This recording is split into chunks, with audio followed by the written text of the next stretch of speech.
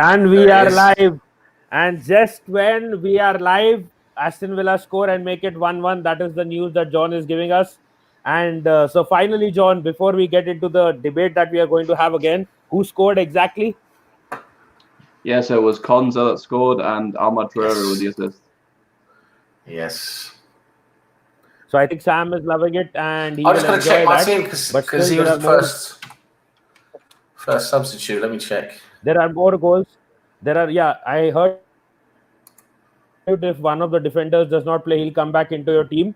But big up to Jaid in the chat as well and the panel. And we were so excited about that goal that let's get into the introduction and let's kick off this debate as well. So I think till Sam is checking out his team, John, how are you doing and what's going on? Any more Liverpool players injured or out with COVID or anything like that? Any updates from Liverpool? Yeah, as far as I know, from what we know, no new ones. But it looks like Thiago. I heard that Thiago is in training, and I think I can't remember if it was Robertson or Henderson was in training, one of the two. So we may have them back for tomorrow. So that would be great because I think we need them all for Leicester, to be honest. So. We got any players left? Yeah. That squad is just getting less and less every week, isn't it? I mean, we're getting stretched like an accordion. You mean stretched like the Russian hooker's legs, wide apart? Oh my god! Let me not mention Russian and Russian hookers too many times. Adam will jump onto the scene immediately. Yeah, I was gonna say you'll sound like you say 3 times it was going to happen, isn't it? I mean, it is going to happen, isn't it? He's going to jump onto the stream faster than he jumps into bed with them. But I was just saying big up to Liam and big up to Miss Belina in the chat as well. And okay, there's Adam. Adam's here. But I'll just take 30 seconds. Adam, big up Sexy Sam, Juicy Jonathan and Naughty Nitish. And when she said naughty, look who's here. Here he is.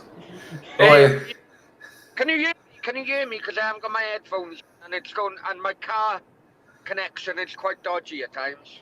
Yeah, there we go. You're always used to your dodgy, shitty connections. Don't worry. Robot Brown. Chinese crap. Bloody hell! Why can't you ever sort out a proper connection? You've been there for fucking months now. I know, but I'm driving on my way to Malaga. Yeah, he's going to get laid. I'm going to call the police in Malaga and tell them you're coming. Oh, yeah, they want to check the cars. He ain't got any cigarette stuffed in there. He's going to get laid in Malaga this weekend. He's definitely going to get laid in Malaga this weekend, and probably then he's going to make a song. I got laid in Malaga. No. Meet my Russian. Yeah. I'm not. Yeah, you don't learn, do you? You don't learn. I know. Wait, my wallet is fucking empty, so she'll have a fucking shock when I get there. Yeah. Yeah, you haven't brought her any new clothes for us to try on. Oh, no. I went to last night, yeah? And I should say probably in the Lego house party because it was like 10 of us there. And we got a curfew at 6 p.m. It was like 3 o'clock in the morning. I thought, fuck it, fuck the police, I'm driving home.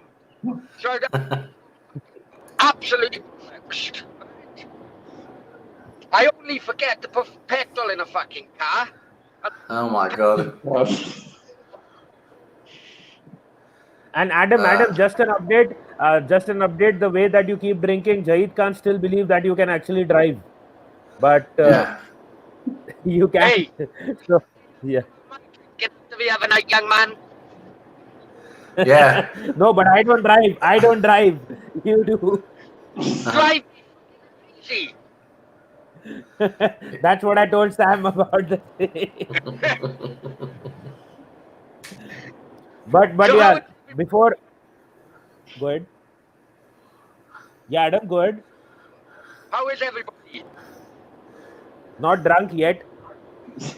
Yeah, too sober. Too sober for this, that's for sure. Fucking hell. If you want me to get the wine, I got the last He's pack. gone.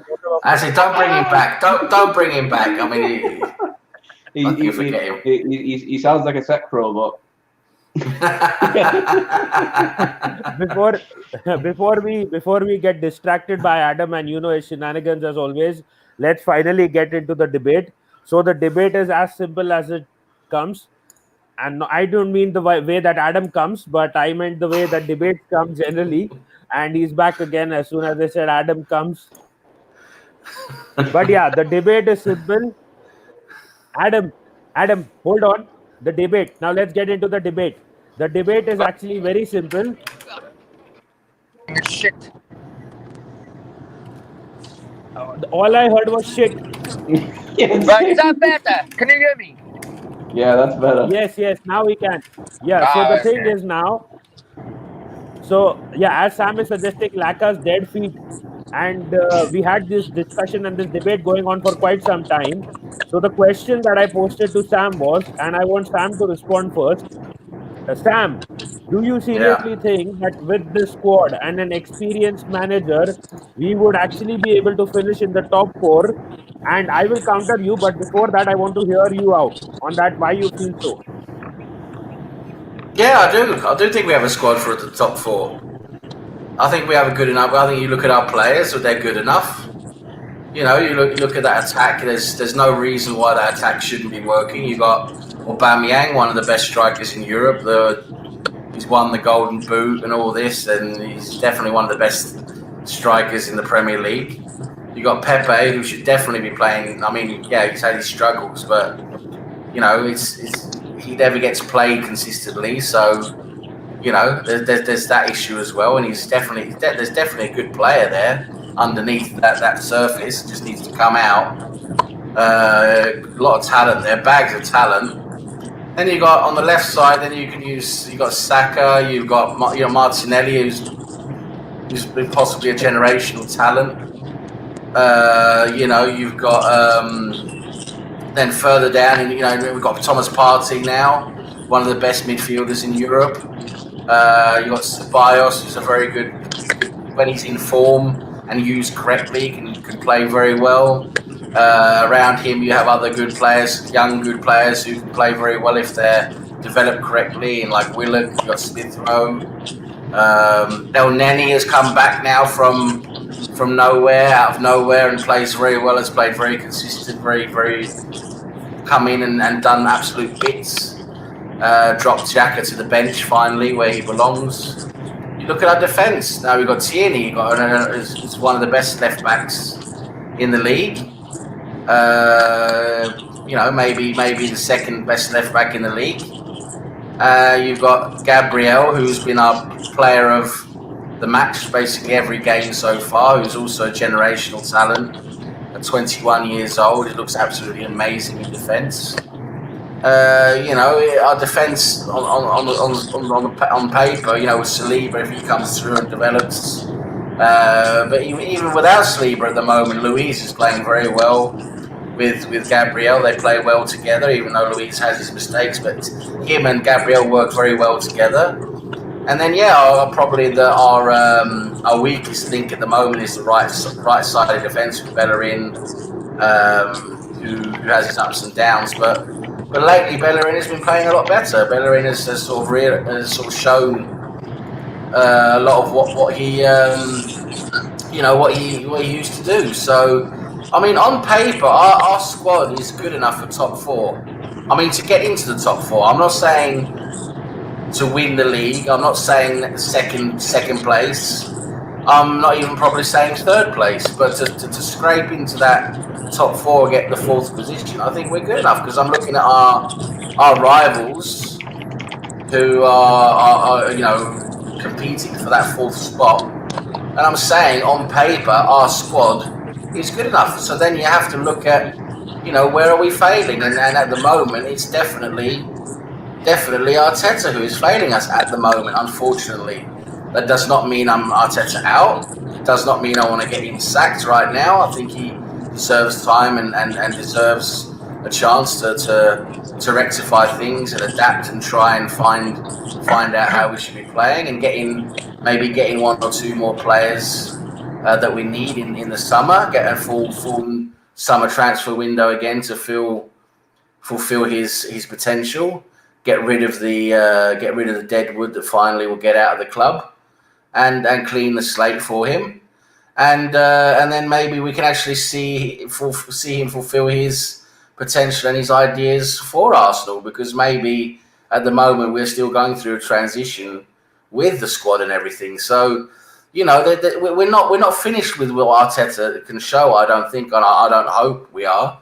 But at the moment we still have to call a spade and be critical where criticism is deserved. And at the moment he's just not doing the right things. I mean, at the end of the day, if the team is not performing, yes, you could. There's always this debate of whether it's the players or whether it's the managers. But for me, if the players are not playing in the right position, you're playing players out of position, and you're also playing players who aren't in form. You're playing players 3-4 games in a row who don't do anything, don't produce anything, and you have a player who's looking good or has potential who's not getting a chance. Then for me, that's down to the manager. That's not down to the players. That's down to the manager. And the way that attack at the moment is not working is, for me, 100% down to Arteta and the manager for not figuring out or finding a strategy or a tactic when we have the ball to actually let the boys play and express themselves and not have the handbrake on and just think defensively what we're doing without the ball. You know, for me, that is where it's lying. It's with Arteta at the moment. But yes, on paper, we have a good enough squad, and I think if we would have had an experienced, world-class manager, I think we'd be in a different position right now with this squad. I really do. I think we'd be in a higher, better position. That's what I think, and that's my point. But the thing I just want to quickly add to you is the first thing, that do you think that we did not have a great manager in Wenger? We had a decent, fairly experienced manager in Emery. And towards the end, the last seasons that Wenger had, yes, I know he was not in the best of his, as a manager, you would say that he was not doing everything perfectly. But this team has again let him down. They have done the same thing to him in his first season. His first season was his best at Arsenal. His second season wasn't. Despite his first season being good, he did not finish in the top four. He Yes, he was very close to the top four, and unfortunately, he could not get into the top four. So that is why I ask you, that is it not a bit, and he has already won an FA Cup, forget that, but I'm just mentioning it. He's done something right, but is it not a bit disappointing I'm sorry, I can't understand. and Emery could not Am do I it the in only his one first who season, is a which was his metallic better robot at the season? moment? He's a So robot. we Arteta, He's a robot, man. yeah, yeah. Are you able to hear me? Sometimes you're in and out. It's like sometimes you're a robot, and sometimes I can understand. Yeah. But I think I understand what you're saying. You're talking about Emery, right? He missed I was. the top four. Yeah, even Emery in his better season missed the top four. And last season, it wasn't any Arteta's fault that we finished in 8, because it was in a mess that he came into. But what I'm trying to say is, now again, this is again Arteta's first season. Even if fans are saying that Emery was the better manager, yes, Emery, if you're saying that Emery was the better manager than I'm not Arteta, saying that. right now, I'm not saying that. no, the section that is saying, I'm not saying you are saying, I'm Yeah. saying the section that Okay. is saying. So you need to understand, even Emery, the so-called better manager according to them, did not get us the top four. And if Arteta gets us somewhere between 5th and 8th, which is a realistic prediction that many fans would have already made, I think he should get one more season, because I also believe that even Emery, after finishing 5th, deserved at least one more complete season. And even the board and the fans did not want him immediately sacked, apart from a few nut jobs who lost their hair while criticizing all managers and everyone possible, and we know who they are. Not everyone was criticizing Emery right after his 5th place finish, even though we were poor in those last 4 to 5 games and we got destroyed in the Europa League final, not everyone was Emery out immediately. So I do feel that even if Arteta finishes anywhere between 5th and 8th, if he finishes towards the 5th, it is a sign of progress after last season. And if he finishes in the top 4, then it is, like, you can say, a miracle with the squad, because of the fact that neither Wenger in his last 2-3 years could do it, neither Emery in his first year and second year last season. It seemed that he was not even going to finish in the top 10 at one point of time. So if Arteta does that, I think we are still progressing, and we should give him his third and final season of his contract, which is the last season. If he is able to give us top 4 in that season, then yes, we say that okay, we can probably extend. If he's not able to give a top 4 in his final season after certain improvements in this, then I think it is time up for Arteta, and we should look for a more experienced manager. So my point here is, I think the squad is still a major problem, and even if we had an experienced manager like maybe say Mourinho, he wouldn't be able to do much, because the thing with Mourinho is, if a player is not playing well, Mourinho will drop that player and get a player from the bench who is better. But with Arsenal, the problem is the bench is crappier than the first team. It's absolute crap. They're not even as good as the first team players at times. So yes, right now some may say that Willock is playing well because he performed in the Europa League. Some may say that Pepe is looking good because he scored some goals in the Europa League. But when Pepe was playing day in and day out last season, he wasn't doing that much. He wasn't doing enough. Fortunately, Arsenal had Aubameyang who was in form, and that is why the team looked better than it was. But now, since Aubameyang isn't scoring, we are down. We are back. We are falling on our face flatly against teams that we should be probably beating. Yeah, and why is that? And that's because the manager is not playing him in the right position. He's not playing him correctly. This is all down again to the manager not doing what he should be doing and making the correct decisions. You know, he consistently plays players out of position. He plays players who aren't in form. Pepe, as soon as Pepe was showing a little bit of form, he got dropped again because Arteta is obviously a manager who just thinks about rotation and fitness. He doesn't think about form. He's got no regard for form whatsoever, apart from with his Willian deal. I don't know what it is with Willian. Maybe Willian's got it in his contract that he has to play or something. I don't know. I can't figure it out because Willian's been absolutely shit and since the Fulham game, and he just keeps playing. He even played him in the middle for half a game. I mean, that was just an absolute brain fart that no one can understand. And this is the thing. Arteta keeps coming up with these brain farts, and that is the difference between an amateur manager and a world-class experienced manager. Is the amateur manager is going to have brain farts.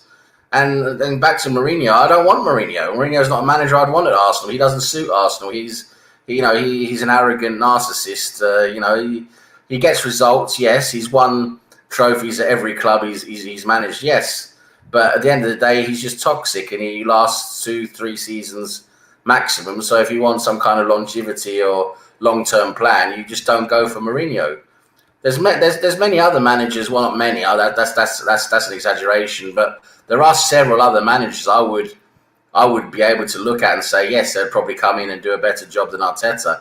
But I don't want Arteta. I want him to succeed. I'd like him to actually to improve and succeed. I think there's still time for him to do that. But what he has to do now is he has to realise what he's doing isn't working, and he has to start to change. Because if we keep doing what we're doing now, we're not gonna get top half of the table probably.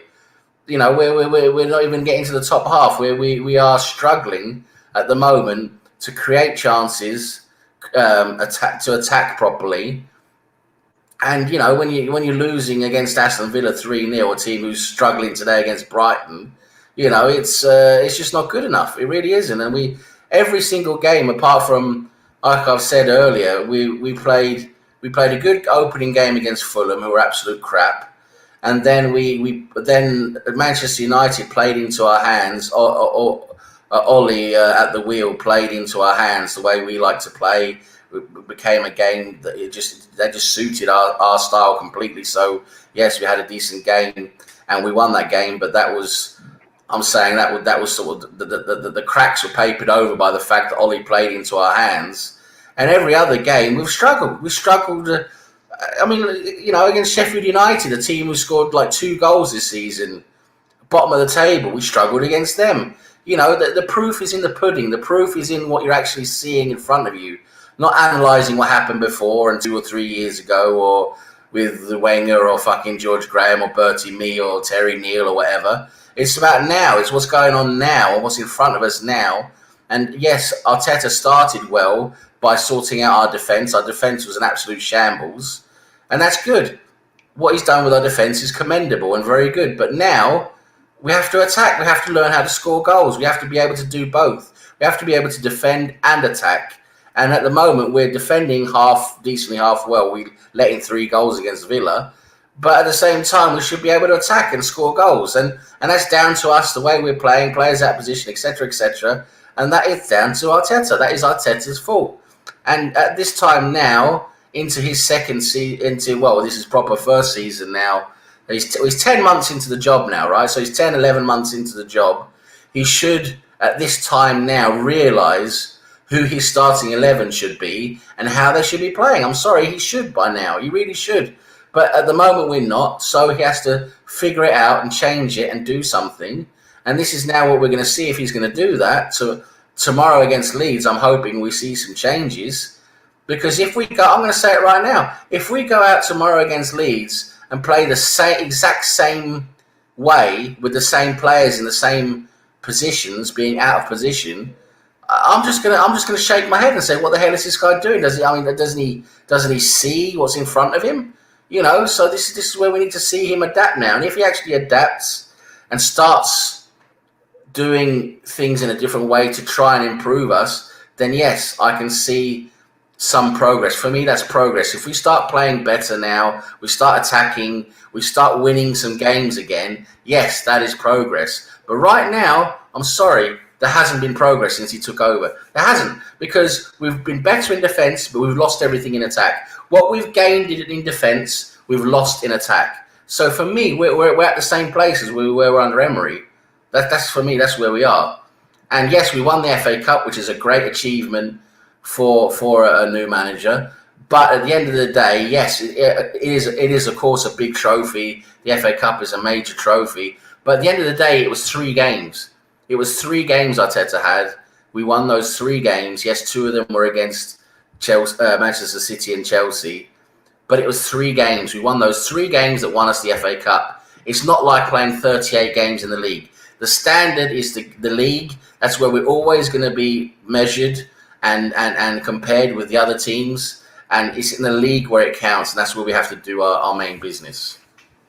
Yeah, and before I'll just respond quickly with one point to that. I feel that if you remember Solskjaer's example last season, Manchester United, they were towards the 12th or the 14th place at the start of the season, and they ended up finishing in the top 4. So but they got saved by Bruno Fernandes. They got saved by Bruno Fernandes. Yes. So, but if suppose based on that 14th or 12th or 14th place, if suppose Solskjaer would have been sacked, there would have been no possibility of that recovery and them finishing in the top 4. So you don't know. Solskjaer should have been sacked, Nitish. He's doing the exact same thing as Arteta did. I'm saying last season. But the same thing is, if United actually had good owners and saw ahead, they would have sacked Solskjaer because he's still in the same spot. He's still playing the same football. He doesn't change his formation to attack. He just plays counter-attack football all the time, and Arteta's doing the exact same thing. That's the thing with Solskjaer. It's like he'll have one good game and then one bad game, then one good game, then one bad game, one good game, one bad game. Every week, the Manchester United fans change 180 degrees. They change their position. It's Solskjaer in, Solskjaer out, Solskjaer in, Solskjaer out. It's the hokey cokey with your one foot left in and your right foot out. It's just backwards and forwards every week. No, but that is what I'm trying. It's starting to be like that with Arteta though as well. What I'm trying to say, what I'm trying to say with respect to that is that you are saying the problem that Arteta right now has is because the results are not in our favor. We may not end up finishing in the top 4. And because the debate is about finishing in the top 4, what I am saying is you will never know until the season is actually over. Sorry. And because that is what has been proven by the example of Manchester United last season, another counter example was Leicester City, who was right throughout at the top of the league, like towards the top of the league, and then they have even fallen out of the top four. So it is, as you said, it is 38 games and not 7 or 8 Yeah, games or 10 games. but listen. Even Emery fucked up, last season, because those last 5 games, we only needed to win one of them. If we would have won one of those 5 games, we would have been in the top 4. But we didn't. We couldn't win any of those 5 games, which is an absolute, travesty. That's what it is. That's another reason why Emery was absolutely crap, because he couldn't, in those 5 games. We were always fucking around. We didn't know what we was doing. He changed formations. It changed the starting lineup all the time. He was playing players out of position. I remember every lineup was like a lottery. It's like, what's Emery going to do today? I remember everyone was complaining every single one of those last 5 games, and we fucked up and we didn't get into the top 4. Which was, with any other manager, I'm saying any other decent manager with a brain in his head, we would have probably got top 4, because we only need to win one of those 5 games, and we didn't do it. And yes, you can say the players struggled and the players probably were pissed off, lost the dressing room, were pissed off with Emery, probably down tools and all of this. Yeah, there was that element to it as well. But why is that? That's because of the manager. The players down tools because of the manager, not just because they feel like it. It's not like they wake up one morning and say, oh, fuck it, I don't want to play football today. It's because they can't stand the manager and what he's doing, and they don't understand what he wants and what he does, and they don't want to play, and then all of a sudden that means we don't play anywhere near the way we should be playing. And then you get those performances where we're losing and drawing or whatever instead of winning, and we don't get into the top 4. That's what happened. And that was a travesty. That's no defence. There should be no defence of Emery at all. We're talking about Emery did this and Emery did that. Emery did fuck all. He bottled the end of the season, so he couldn't get top 4. We ended 5th, which we could have just waltzed into the top 4 with any other proper manager, and then we got to the final of the Europa League, which was a decent performance. But then we got absolutely butt fucked by Chelsea. So sorry, that's not good enough. And then Arteta takes over, and yes, I'm willing to give him time. There is potential there. We know he has. We can remember we've seen when he took over the things he was saying, the ideas he had. I'm basing a lot of everything on what he said and his ideas. He's got a lot of good ideas and intentions in his head. We just need to see him do something. We need to see him put it into practice. We need to see actions behind the words. At the moment, it's like he knows what he wants to do. He just don't really know how to do it in practice. It's like having a good theory, but you're so inexperienced, you don't really know how to put it into practice. That's where we are with Arteta. But one thing is there, you are saying, before I go to Adam, I'll be going to Adam quickly, but before I get into that, I want to say, you are saying that the players did not play for Emery in those last 5 games for whatever reason. He had lost the dressing room. But we have seen the same thing happen to Wenger towards the end of his career. We have seen them not do anything for Lumberg. But what's that got to do with anything? No, I'm saying they don't play for the managers anymore or the badge. Why is that? Listen to what I'm saying. Why do you think that is? Do you think that's random? Or do you think that's to do with the manager? No, but it's happening with the 4th manager now. Do you think it's just random? Do you think it's just random? They just wake up and don't want to play? It's happening with the 4th manager. And I'm asking you, do you think it has nothing to do with the manager? Or, really? Do you think it's got nothing to do with the manager? No, there was this one thing, if you remember, that Chelsea managers faced the problem as well, that when their team was not in the hunt of winning any titles, their players would just drop with them. They would stop playing. Top professional football players, they've been playing the game since they could walk. They are not stupid. They also know how to play football and what works and what doesn't work. And when they're playing on that pitch day in, day out, they can tell and they can sense what is working and what is not working. And when you keep playing each game after game in a position you don't want to play, you're not playing in a position where you're not doing your job correctly, and you're playing bad because you're being asked to play in a position you shouldn't be playing in, that type of thing causes upset and unrest, and then that will go through the squad. And then when the team is not playing well, and they know they could be playing well with better tactics and people doing the right thing in different positions, when that's not being done, the players start to talk, and then it actually in the dressing room, the dressing room starts to become an area where the manager feels it, the coaches feel it, and that's where that whole losing the dressing room comes from, is where the players no longer interact well with the manager because the manager's asking them to do things they know doesn't work. They go on the pitch, it's like, oh, you're telling us to do the same shit again. We know it's not going to work, but okay, we'll go and do it because it's our job. But they're not going to give 110% because they know it's not working.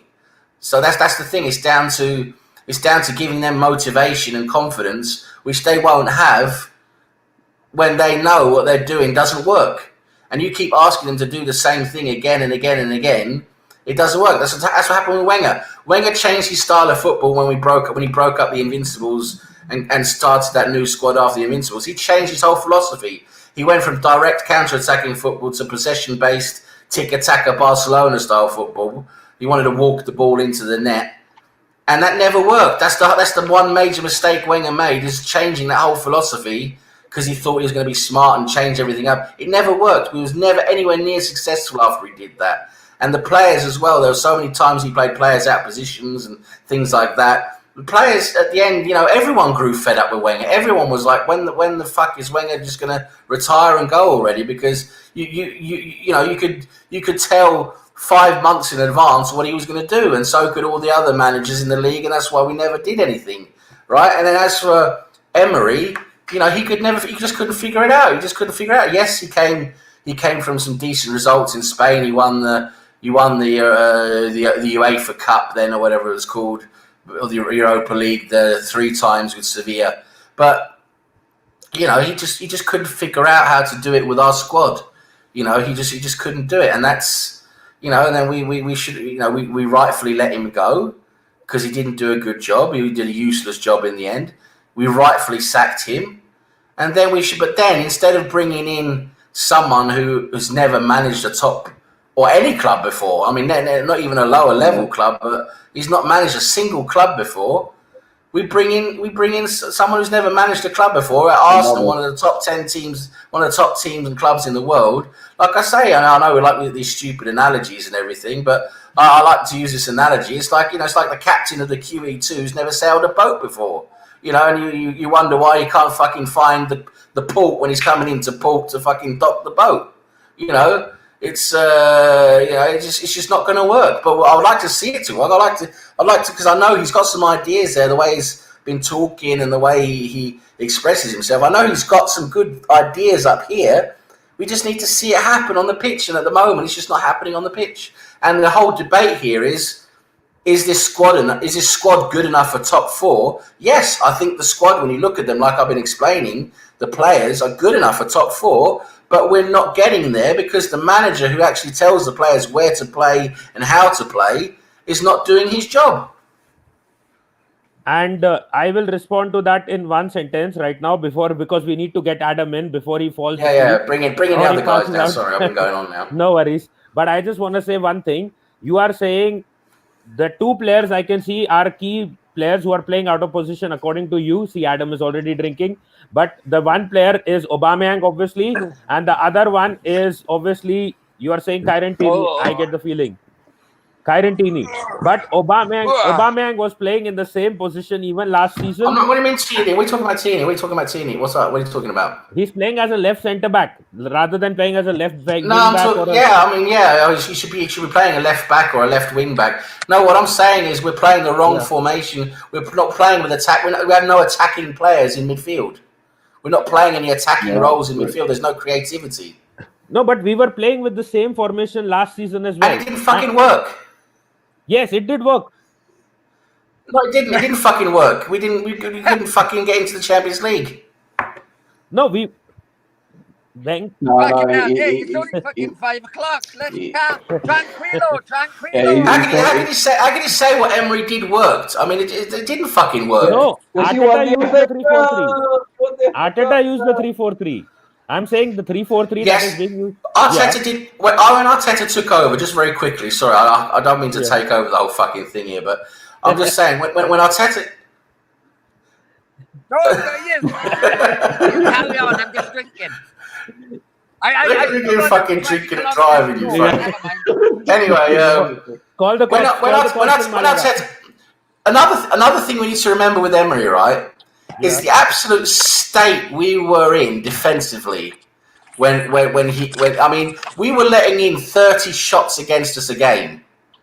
It was like there was nothing in midfield. It was just like a hurricane straight through midfield, just straight to our defence. There was nothing. It was like there was nothing in our team to stop the other teams from playing against us, and we were constantly barraged with shots every single game. Leno had to make world-class saves every single game to save our fucking bacon, right? That is why Leno was one of our players of the season last season, because every single fucking game he had to save our bacon, right? Anyway, that was down to Emery having no one playing any strategy in midfield to stop the other players from coming straight through, and it was terrible. And Arteta took that over, and the first thing he realised is, okay, we can't keep having 30 shots against us. We need to stabilise.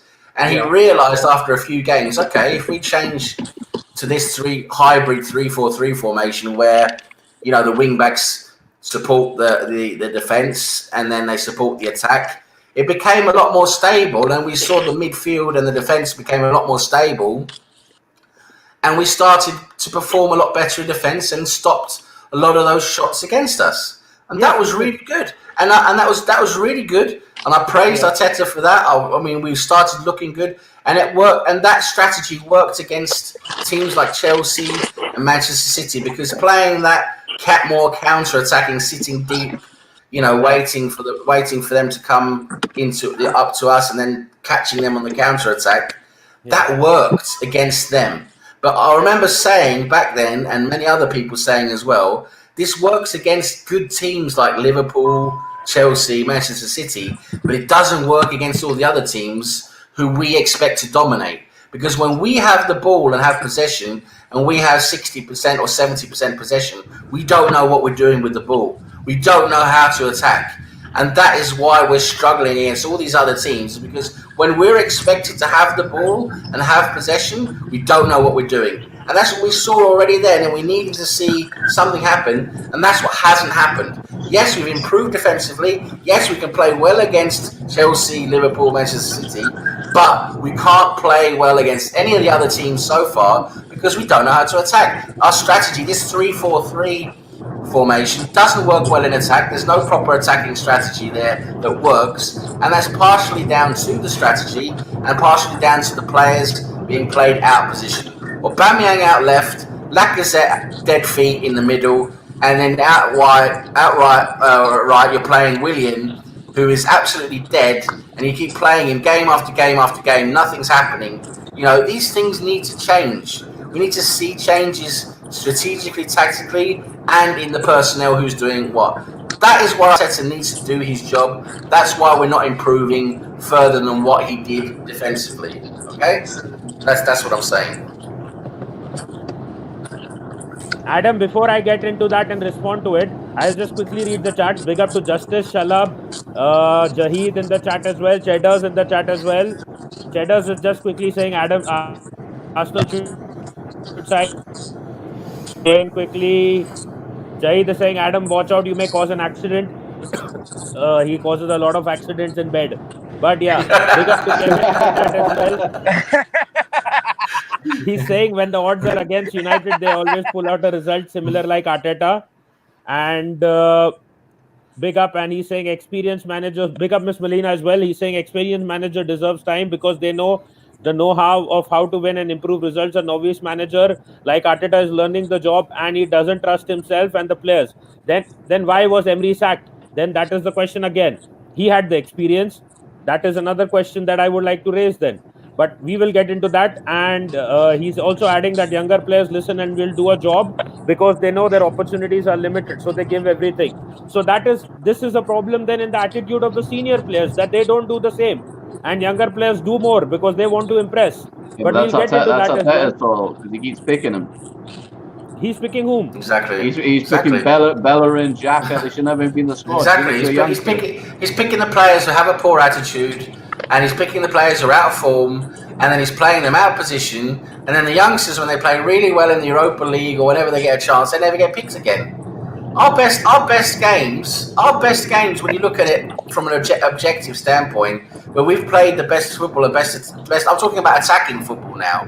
When we played our best attacking football, it's been with the youngsters in the Europa League. Yes, I know we're playing lesser position, but then even in the league, with Emery, when he started, I'm talking about back when he started, and he started playing Willock and Martinelli and these players in the league. We looked better. We were better with them. And then he dropped them, and then they got injured, etc., etc. We had the injuries as well. But then it's like no one ever touched them or used them again, you know. And then we were actually better with these younger players partly because of what you're saying. It's down to attitude and effort and things like that. But that's also down to the manager, because Aubameyang. I bet Aubameyang hates playing for us right now. Aubameyang hates playing for Arsenal right now because he's playing in a position he doesn't enjoy. And he's well out of form because he's not enjoying playing. I will get into that with you as well. But before that, Adam, what do you have to say? Stop being like that employee who does nothing at job and gets paid. Say something. Right. I don't know where this myth that Aubameyang doesn't play on the left comes from, if I'm honest with you. We played that's because he played a lot in the. That's because he's played most of his career down the middle. That's why. There's a thing called stat. There's a thing called stat, Adam. You know, there's actual stats out there that say he's played. Hold on. Let Adam just say what he wants to say. We'll counter it. Yeah, go ahead, Adam. For Dortmund, he played around about 35-40% of his games on the left, not actually in the middle. The problem with Aubameyang, and I will go back to a previous podcast we had. Problem with Aubameyang, you play him in the middle. He's a lanky guy, but he's fucking rubbish in the air. So don't fucking cross it to him in the air then. Yeah, I don't think. Come on, Sam. You cannot have a target man stroke point of an attack. Jamie Vardy's in the Premier League. Of course you can. Jamie Vardy's in the Premier League.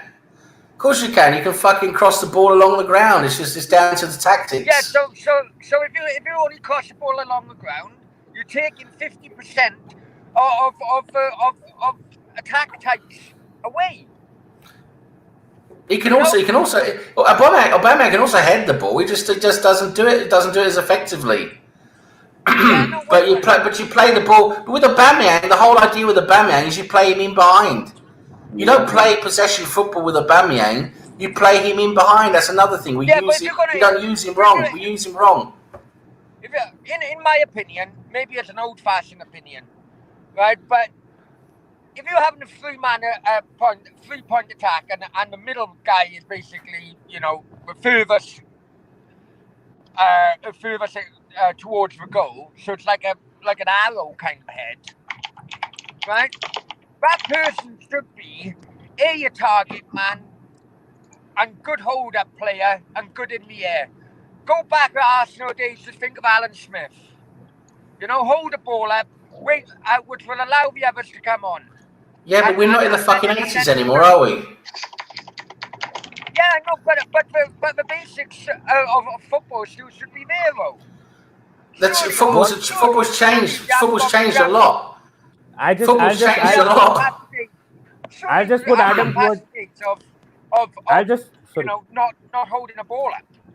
No, I'll just put Adam's point in words. What he's trying to say is Aubameyang has more attributes of a winger style of play who can play like an inward forward. He doesn't have the striker center forward attributes, and that is why Arteta also realizes this, that he doesn't have the center forward. Absolute crap, isn't it? It's absolute crap. And he's never played on the wing in his fucking life. In all these stat websites, his main position is centre forward, and there's a reason because he's played more games there and scored the most goals there. He's played like if you can remember going back. Shut up. He's played like this. He's played like that. He's a centre forward, all right? Just because he starts 10 yards further out wide before he goes into the middle doesn't mean he's a fucking winger, all right? He's still a central player. If you think of it, No, I'm exactly. I'm probably talking more of a strike scarf role. You know, going back. When you see Aubameyang out on the touchline, he's useless. Off centre. A winger is out on the touchline. That's where a winger's supposed to be. No, not a winger. I'm not on about a winger. I'm on about a more off-centre kind of striker. Off-centre. Was he 3/4? 10 yards? What is it? It's absolute bullshit. It's an inward forward. Inward forward. That is what I've been saying. Guys, last-minute penalty for Villa. Jack Grealish. Come on, he can probably score. Hey, what's the Cardiff? Oh, no, Lamptey's got fucking red card. Oh, fucks me over. Oh, fuck. Lamptey got a red card. Yeah, I missed that. I don't know what that red card happened. I think he's got his second yellow. Oh, fuck. Screwed Lamptey, red card. Yeah, But- March gave away the penalty. What's the Cardiff score? They lost 10-0.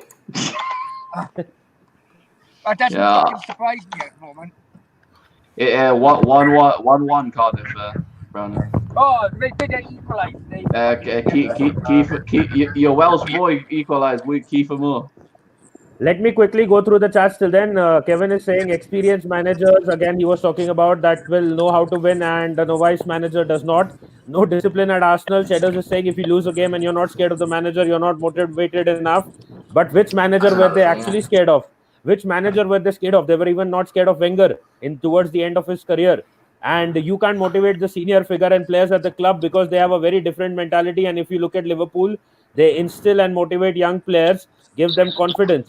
We have been trying to do ways, that isn't it? It's different ways. You wouldn't say young players listen and will do a job again, and he's saying the same thing. And Arteta is trusting the old guard a lot and not youngsters a chance. The youngsters will obviously come through the competitions like the Europa League, or the FA Cup or the League Cup. They will not directly be thrown into the Premier League squad. It rarely happens in that sense. Even Wenger didn't do that too directly. And Emery wasn't the best tactical genius. He let the players express themselves, and most of the win through with luck. Though with luck happened because the youngsters played and enjoyed themselves. We will discuss on that as well, and I will get to that point. Arteta needs to stop playing Aubameyang on the wing. He's a striker. Yeah. Can I just go back to Arteta? Can I just go back to Arteta for a minute? Sure, penalty overridden. Just wanted to say that. But so is the red card? Is the red card overridden then? No, it's not a red card. No. Lamptey was a different foul. Oh, okay. Everyone who has a go at Arteta for being lack of experience. Surely a lack of experienced manager is same as a lack of experienced players. You're going to have the inconsistency, right? Arsenal knew he was inexperienced when he signed Arteta as manager, so they were expecting this. I personally think a few weeks ago, I was thinking along the lines of, look, they're just gonna run this season through, basically because they're just waiting for all contracts to run out. Yeah, I was thinking that, and then they've got money to free up and spend. But unfortunately, Arsenal are doing the same fucking problem. They're causing the same issues by giving mental huge contracts to dead players now. You know, so you are now saying Aubameyang is a dead player? Well, William, 200k a week. Yeah? Basic salary is 100k, 100, 120k a week. With him, what they're going to have with Ozil. Another thing as well, there's no way on God's earth I would give Aubameyang a 3-year deal on 350 grand a week. I'm sorry, if Arsenal fans really wanted to give it, I would have taken the heat off all the Arsenal fans and just let him go. I would just let him go because there's no. Really, and then what would you done then? Well, at least half. You'd have at least half of the output on a younger striker somewhere. That's half of the output, right? Okay. Yeah, but somewhere. But Where somewhere? you would have had at least 18 months of looking. Adam, hold on. If there was half of that output from a younger striker somewhere, that striker would have been performing now and probably would have been gotten into the team ahead of Lacazette. But there isn't. Eddie is crap, absolute crap, and Balogun hasn't played a game yet. So we don't have a striker. The Martinelli is injured. Martinelli, once he comes back to the team, then probably he can perform or he can give us some output. But right now we don't have a striker. That is one of the more reasons why Lacazette isn't being dropped. That's no excuse for wasting 350k a week on a You know what? If we would have let Aubameyang go, it would be the fucking Robin van Persie situation all over again. It wouldn't have. It wouldn't have. It would. It would have been like, we let our best players go again. That's what would have happened. Aubameyang was our best player. Aubameyang's our best player. Aubameyang's goal ratio was covering up the cracks before as the season. He was still our best player. His all-round game was poor. Forget his all-round play. How can you not? He's there to score goals. His role is to score goals, and he kept scoring goals, and he scored goals. This season, he stopped up because playing him out left isn't working. It just isn't working now. The other teams. He scored the penalty last season. The other teams have figured out tactically how to play him. So he's not effective this season. But previously he's been scoring loads and loads of goals. He's our top goal scorer. He's one of the top strikers. He's regarded as one of the top strikers in Europe. You don't let one of the top strikers in Europe go. You just don't. And there's no plan. And there's no. I mean, who are we gonna buy? Then we have to spend fucking either give him those 3 years of contract, or we have to spend 100 million to replace him. So you talk about money. I'll put a name there, which many Arsenal fans a year ago were saying he's not good enough for Arsenal. But look at how he is at the moment, and look at his age, and you could have had him for about 80 million max. It's Dominic Calvert-Lewin. Arsenal fans, when Arsenal were linked to him, he's not good enough for Arsenal. Blah blah. Well, he wasn't. Exactly like Jack Grealish. Well, he wasn't. How many goals did Calvert-Lewin score 2 seasons ago? Yeah, exactly. Yeah, and but right now, for the future. Well, we've got. But you don't know that, do you? Again, you don't know that. Yeah, rather than signing Dominic Calvert-Lewin, I would take a Patrick Bamford if I have to take such a player. No, the whole thing is you can't replace a top goal scoring striker with a player that has potential. You got to buy a finished article to replace him. You got to buy someone who scores 30 goals to replace him, and to do that, you got to spend 100 million quid. So you either spend 100 million quid, or you give Aubameyang 300k a week for 3 seasons. Listen, right? If the top clubs thought Aubameyang was worth 350k a week, they would have had him. Let's be honest. Aubameyang was like a hole on a street corner. Waiting. No, he fucking wasn't. Is that your lovely sources that said Owa was? Is that the same sources that said Owa was a done deal? Is that your source for that information? Think of it. We would be the same if we were in his shoes. We're 31 years old. It's going to be the last big. He turned down other big clubs to stay at Arsenal. Because they only offered him 2 years. You don't know that. You don't know that. Yes, you do. No, you don't. You don't know that. How do you know that? How do you know that? Okay, where's the source? Show me. How can I when I'm on my phone now? Show me the fucking contract.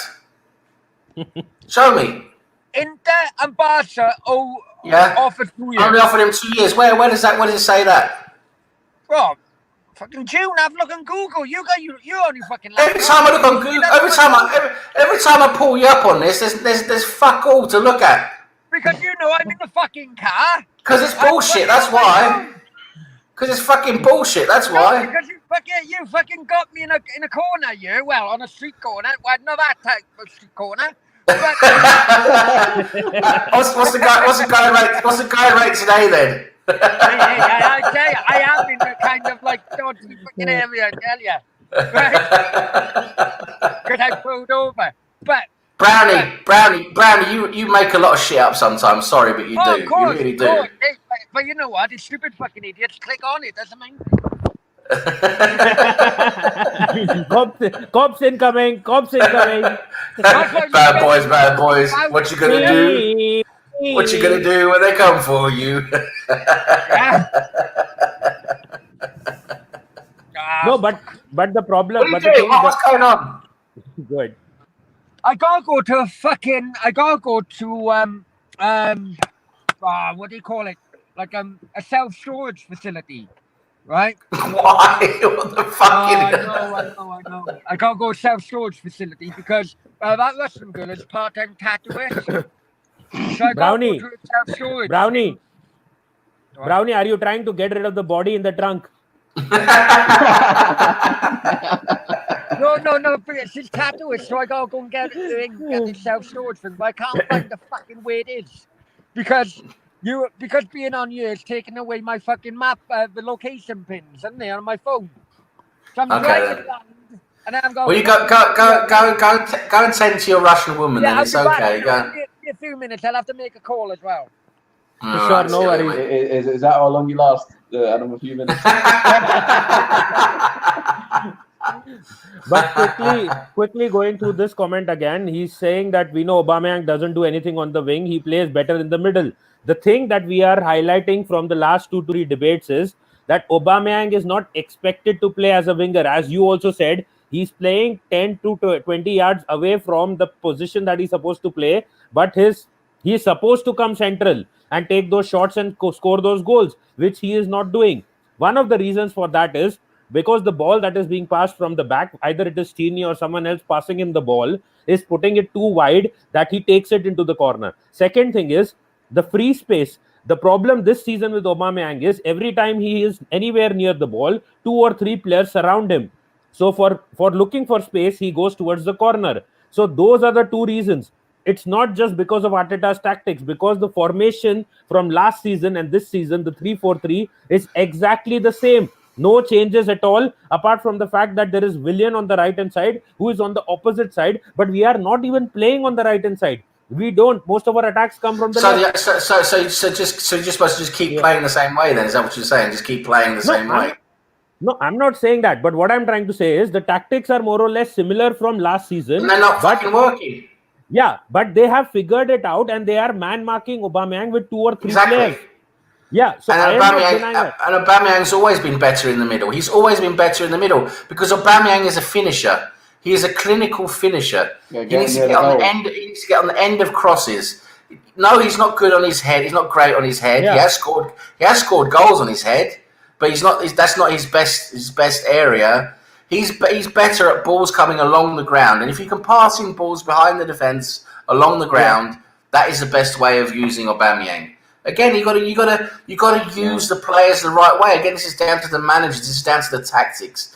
It's like you and me agree, Nitish. Wenger playing high balls to crossing balls, to players who can't fucking head the ball. Yeah. It just makes no sense. You're not going to get anywhere, right? But then when you have someone like Giroud who can head the ball, then you can start crossing the ball. And Giroud was very effective for a while doing that, wasn't he? When you cross the ball in, he was very good at heading the ball. So that's what I'm saying. You've got to create a tactic and a strategy that works with the players you have. You can't ask players to do things they can't do just because you think it looks fancy or you think it's going to work. That's where they're going wrong. You can't have Aubameyang as a target man. He's not a target man. He's a finisher. No. He's a forward. He's a what you call forward. He's a forward that is up the front, not deep lying, but up the front like a complete forward. He doesn't sit deep. It doesn't work when he sits deep. He has to be on the line, on the shoulder of the last defender, and he's best when you play him in behind. He he has all that speed, and no one ever plays him in behind defence. You know, No. and then if you're crossing, you should cross along the ground in behind defence. We should be Tierney aiming to doesn't do play that. across. I know. Tierney doesn't do that at all. He doesn't do Tierney it. can. If you remember, He no, can do can't. it because he did it in He's not good pre-season. enough. Yes, he did it in He's not- pre-season very well. Yes, he did. He did it No, in pre-season very well. what I mean to say is he can do it, but his better crosses are the aerial ones. If you remember the Lacazette miss, the so-called miss that has gone viral on the internet when he missed that sitter against Leicester. If you see, Lacazette is pointing to his feet. He's saying, "Put the ball at my feet." Tierney puts it on his head. So Yeah. it comes so quickly that he's not able to react. And But Tierney can also play along the ground. He can also play along the ground. He did it in pre-season. Go back and watch pre-season games. He would go down to the byline and he would cross in along the ground, and that was very effective. And we stopped doing it. We stopped doing it. No, but the thing is, that is what I'm saying. Most of his best crosses come aerially, and that is why Arteta is seeing that his grounded crosses are not coming as effective as his aerial ones, and he's putting a target man at the center to head the ball because Aubameyang barely even challenges anyone. And one more thing, just because I will ask you this question, and I'll ask it to John as well. Just because Aubameyang is playing slightly towards the left, don't you think a player of his caliber and experience, when he knows because Lacazette is going to drop into the midfield, there is going to be a lot of free space for me. So it is up to me which free space I run into. He is running into the left side when he should be running into the right, which draws him towards the center. So I blame Aubameyang also for the failure of the system because No, because he has to play left.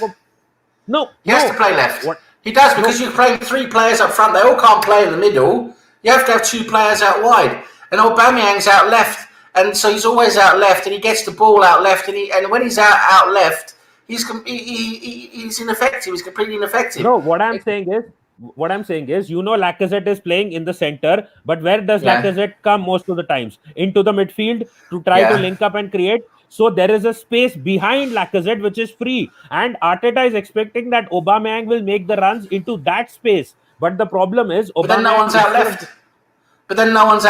You got no one out left. We don't need to go towards the left hand side. That is what I'm saying. But that's what we're doing. We're crossing. We're playing crossing. We're playing along the wings. That's how we play. We play mostly up the left wing, or we play sometimes down the right wing. We play 80% down the left wing, 20% down the right wing, and we hardly play. We don't play through the middle at all because we don't have anyone in the middle. We don't have anyone. Hold in the on. middle.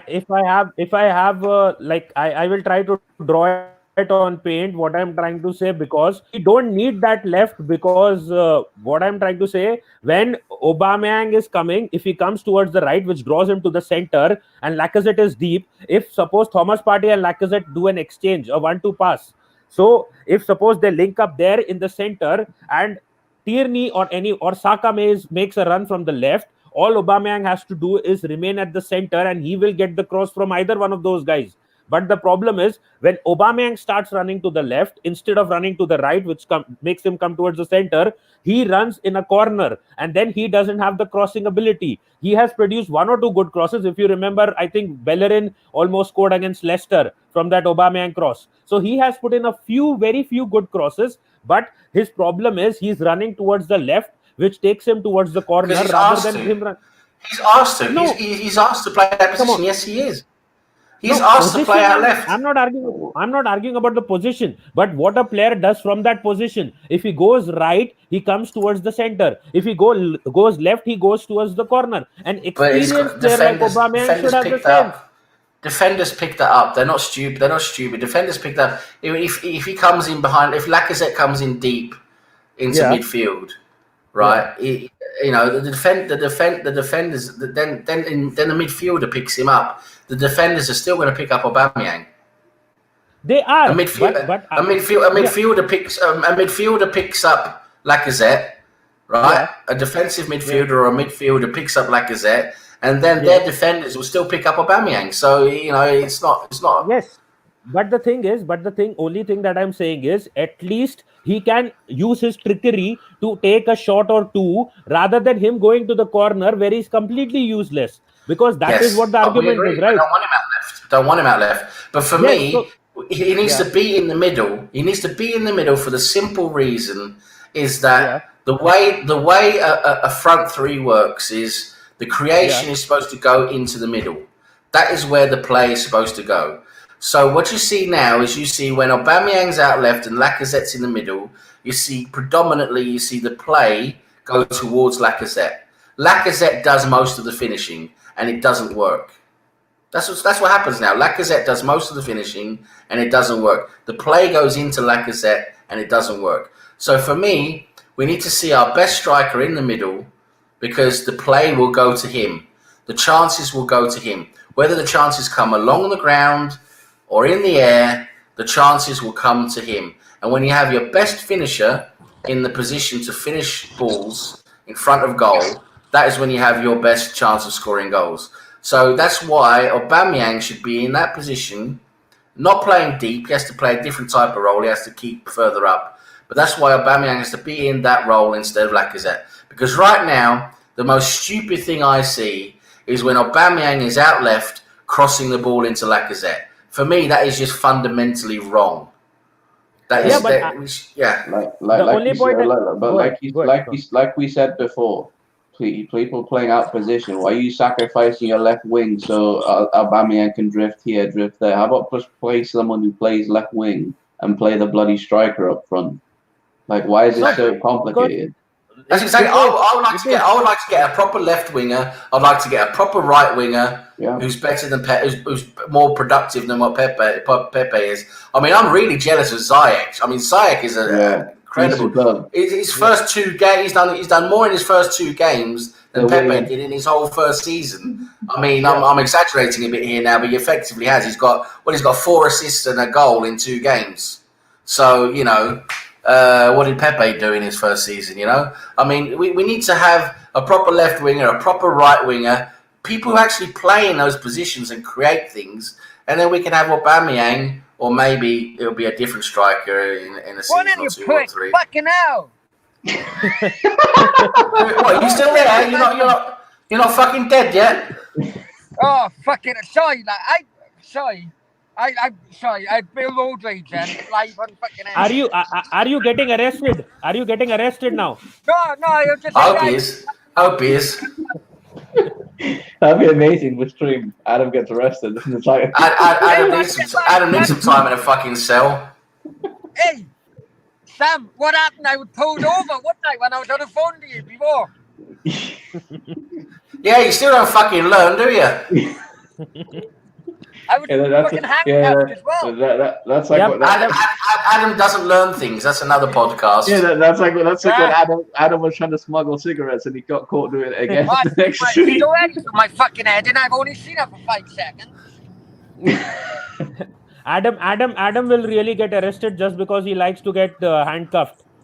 Well, all depends. I just want to talk to Kevin. Kevin, my friend from Kuala Lumpur.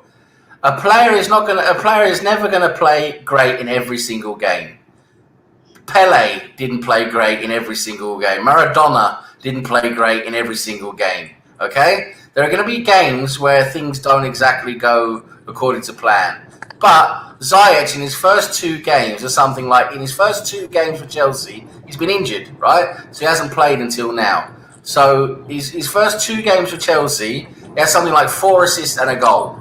It's something like that. It's something really, really good like that. And so, what did Pepe do in his first 2 games? What has Pepe done in his first season? I mean, to be honest, Pepe is the most expensive gent I've ever come across. I'm just saying, at the moment, Ziyech is looking so much better. At the moment, right? Okay, yes, it could change. Maybe all of a sudden he could fucking wake up and realise he's really a woman or something. I don't know. But, at the moment, he's miles better than what Pepe is. And Kevin, I don't know if you watched the game yet, but he put a ball on Abraham's head. It's not his fault. He hit the keeper with it. Yeah. No, I'll just say the 2 worst deals ever in history. 1 and 2, the money that Adam paid for the Thomas Partey news. Those are the 2 worst deals in history that I Ahida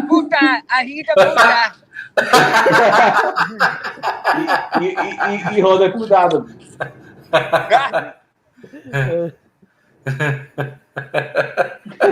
What's But up yeah, with my camera? and big up to Aves So who's new to the channel.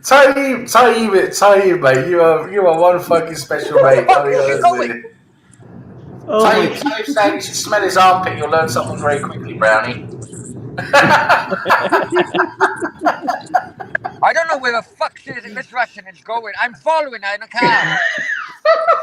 What are you doing, Brownie? Marino, for fuck's sake. No, I Yeah. tell Just you want what. to say I tell you what. Brownie, Yeah. mate, you are one Kevin- special human being. Honestly, you're one special human being. Tom Molinos is famous for swinging clubs. No, hey, I'm Yeah. game. Why do you know that? I am game, but she should have just told me beforehand. I would have bought my fucking aftershave. You brought your aftershave. You brought your dildo. Should have brought your dildo. I think you need a lot more than aftershave. You're going to a swingers club. Well, yeah, I suppose so. Or, unless she wants to get handcuffed, then I just watch. I don't know. You said you like getting handcuffed, didn't you? You got handcuffed by the police. Oh, I know. But hey, I couldn't believe I had to knock a phone off, didn't I? When it pulled me over Yeah. because I didn't have a mask. But on. yeah, That's why just- they pulled me over, wouldn't they? But just getting back to Kevin's point, Kevin Zayat Hang played on, what's wrong decently with well my today. camera? What's wrong with my camera? That's what's wrong with it. I thought you were doing a promotion for Black Lives Matter. I thought you were doing my bear by night. I just thought it's weird, isn't it? And why are we going to Tom Molinos, you stupid Russian fuck? Fuck's sake. She's leaning in a spray. It's Don't worry. fucking 6 o'clock curfew, John. It's 6 o'clock curfew. It's already fucking 20 past 6. Yeah, she's gonna lead you to a dark alley so you can get robbed. Ah. And I'm Okay, just man. saying, big up to Chadwick, big up to Aves, who's new to the channel, big up to Kevin as well, Cheddars, Big up to him, please just come in. Taib, Rishabh. Don't mind Adam. Sometimes he likes to enjoy behind the scenes, so that is why his camera is off right now. I don't know. He's Can having I real come back in? fun Because I don't know what's there wrong with until he that. gets arrested. Sure, no worries. Alright. That's what she said. Come back She's in. looking at me in the mirror now because I'm fucking abusing her big time.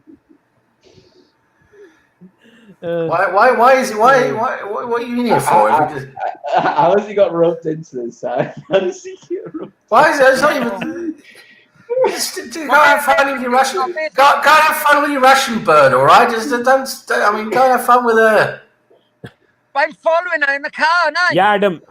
Yeah, so you don't need to be on here at the same time, do you? Well, I'm bored. I'm in a fucking traffic jam. You shouldn't be bored. You should be fucking looking out the window. That's what you should be The doing. curfew ended 20 minutes ago. Adam, you're not bored. You're more like Horde. The curfew ended 20 minutes ago. Yeah, good luck. Good luck. Oh. Good luck. But yeah, so He's gonna get let's get arrested back again. to the let's get back to football. Taib is saying Kevin and Ozil is not even in the squad. Let's not get back into Ozil. Oh, Ozil God, is gone. I'm not talking anymore about Ozil. I'm finished with him. I'm completely finished with that guy. Yeah, but you can't wait. There's only like 6 months till he's gone. Oh, God, there's going to be a party. Sit there now. There's going to be a party. Fucking Adam, Is he rolling with you again? I think he just found out he's from Wales. Adam, hopefully Cardiff City can take Ozil. We would be grateful if you take him. Hey, lads, you got Yeah. your fucking wish. There's a roadblock ahead. Yeah. He's getting arrested. He's getting arrested. Good luck. Now. Adam, quickly come back with the camera Yeah, on. come I back want to in see a you fucking get. camera. Yeah, all right. Yeah. Then they will be. Don't let asking him you back. to- Don't let him back. I want to see him get arrested on live stream. Why not? He'll be giving the side poses then. give your best shots, Adam. Not the one that you give in bed, but in front of the camera and while you get arrested. But anyways, what I was saying, is he back with his camera on now? Let's see. Adam, I'm not letting you in until you have your camera on because I want to see you get arrested. I can't still see you. Now he's gone back. Yeah. So we were discussing about Arsenal and we were going on about one thing that I wanted to ask you. Again, do you think that any of the youngsters, see, I don't believe in what Kevin was saying. I don't think the youngsters have really regressed under Arteta. Yes, they have not been getting a lot of chances like Willock. Eddie doesn't deserve, I think, chances anymore right now till he proves himself in the Europa League. No. But yeah, Willock is one player who's looking decently better. He's not been given chances, but that is because of the fact that Thomas Partey has come in and El Neni has looked better. Willock generally plays in that role.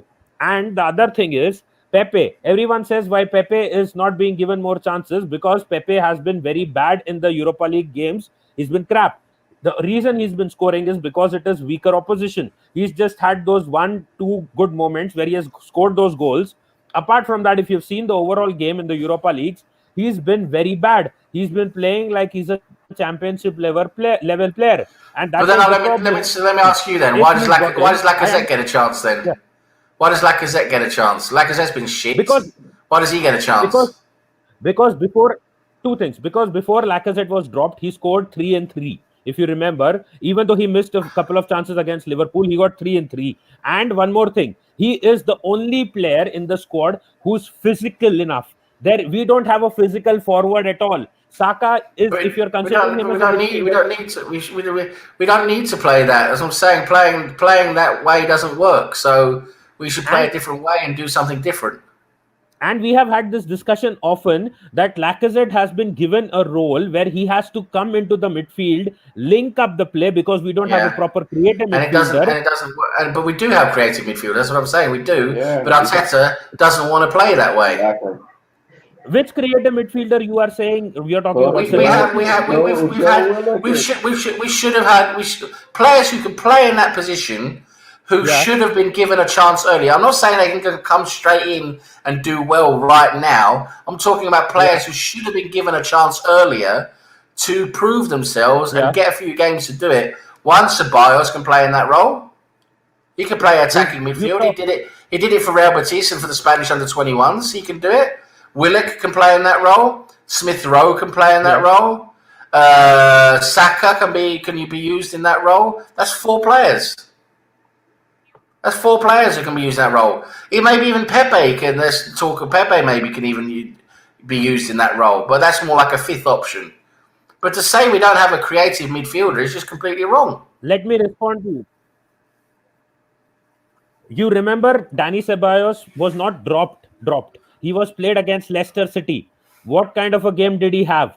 He has been playing. Regularly, more regularly than some of the other players. No, he wasn't. He wasn't in the wrong position in that game. He were playing a 4. He hasn't been playing an attacking role. He hasn't been given an attacking role. He gets played deep lying playmaker. He's dropped deeper to link up with Xhaka. That's what he keeps doing. He's not playing in behind the forwards. Leicester City. He should be playing in behind the forwards. Leicester City, Ceballos, El Neni, and Partey. They were in a line in midfield. They played a flat line. Go back and look. They played a flat 3. There was a they played a flat 3.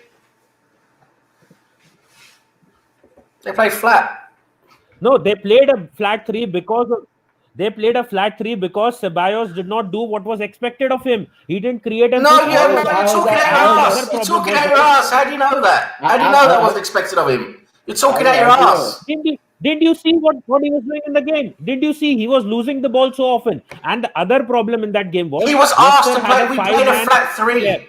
He played a flat 3. Ceballos wasn't asked to play attacking behind the strikers. We played a flat 3 because he uses Ceballos in a deep role because Ceballos is good defensive as he is attacking. But for me, we have Partey. I've said this so many times now. Okay. We have Partey now to do the defensive work. We should let Ceballos do the attacking work, or bring in a Willock or a Smith Rowe, or play Saka in that role, and let them do the attacking. Don't give them all these defensive duties. It should be Partey as the main defensive one. If El Neni's fit, El Neni next to him is the one that transitions the ball to Ceballos, and then Ceballos is the one that feeds it to the wingers and the striker. And Ceballos plays further up midfield in the forward lying role behind the attackers. And against Leicester, he didn't do that. We played a flat 3, and it didn't work. He was useless. What's he doing now? No, the reason it No, the reason I'm saying it became a flat three. It was a flat three Yeah, from the the reason I'm start. We saying played it. a flat three. We played a flat three from the start. Okay. Yes, we did. We played a flat three from the start. It didn't work, and he didn't change it. No, what I'm trying to say is, if suppose we have a three-man midfielder, hold on, we have a three-man midfield. Suppose we are pushing forward, like Thomas Partey. If you remember, Thomas Partey pushed forward a lot in that game. Because you had to, yeah, Ceballos you did had not. to, yeah, yeah. Ceballos did not. And the thing that I'm saying is, it was the problem there was that Leicester had six in midfield. If you remember, the four at the back and two Maddison and Pratt as well. So the problem was because their midfield was heavily loaded. In order to compensate that, Ceballos did not push forward too much, and that was where the problem was. Now the other thing is, again, it was not as if that he couldn't have pushed, but he didn't because of the fact the workload that he had to put in against the midfield. Now when He wasn't Ceballos asked has to come play back, attacking. He wasn't asked to play attacking. He wasn't asked to play the attacking role. He was put in that position to play deep, and that's what he did. And that's what I'm saying. That's what we need to see Ceballos now. Yeah. I'm not talking about you keep talking about the past all the time. I'm talking about what we need to see happening now going forward. Some things have to change, and so that means you have to take some chances. You have to take some chances, or else things will never change, right? So we need to see someone in that attacking role now to create something in attack. There's no need for us to keep playing so defensively in midfield when we have Partey. Partey can do that role, and then we can have someone like an El Neni next to him, like John says, in that transitional role, to distribute the ball forwards. And then we need someone in that attacking role to link up the midfield with the attacker. That shouldn't be Lacazette. Lacazette shouldn't be linking the midfield to the attack. Lacazette is a striker. He played a striker for Lyon. He was a prolific goal scorer for Lyon. We bought him to be a prolific goal scorer. We didn't buy him to play in midfield. So that's the thing. Again, we're playing players out of position, doing things they shouldn't be doing. Yes, Lacazette can drop deep and he can link up. Yes, because he has those attributes. But that's not what he should be doing. His best role is as a striker at the end of crosses, scoring goals. That's where Lacazette has always been best. But he doesn't play that role. He gets asked to play the deep lying role or the false nine or whatever you want to call it, and he's not good at it. He just doesn't do it. And also Lacazette now, he's not the player he used to be. He's heavier, he's slower, he's older. He's not the player he used to be. We need to start thinking of life beyond Lacazette now. I think we need to sell Lacazette in the summer, cash in on him, and we need to either bring through one of our youngsters, give them a chance, or bring in someone else that can come in, that we can buy, who can come in and score some goals. Lacazette is not the way forward now. Lacazette is not working. He hasn't been working for a long time. Even as a striker now, I think he's, like I said, if we played him as a striker, I think he's lost a lot of his touch, lost a lot of what he's good at, because he's been playing so long, doing something he shouldn't be doing. It's affected his whole play. The same with Aubameyang.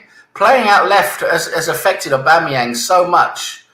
He's lost a lot of his killer touch playing out left, this season when he hasn't been given the ball. We've seen games where he doesn't even touch the ball for like 30 minutes. How can you stay on top of your game when you're not even touching the ball? It's affecting the way the players perform as well. no, but the thing that I'm trying to say again was that Dani Ceballos was given a chance to play, and he hasn't been able to prove himself yet. That is another problem that we are facing. He hasn't been given the attacking role. He hasn't been given an attacking role. He hasn't. If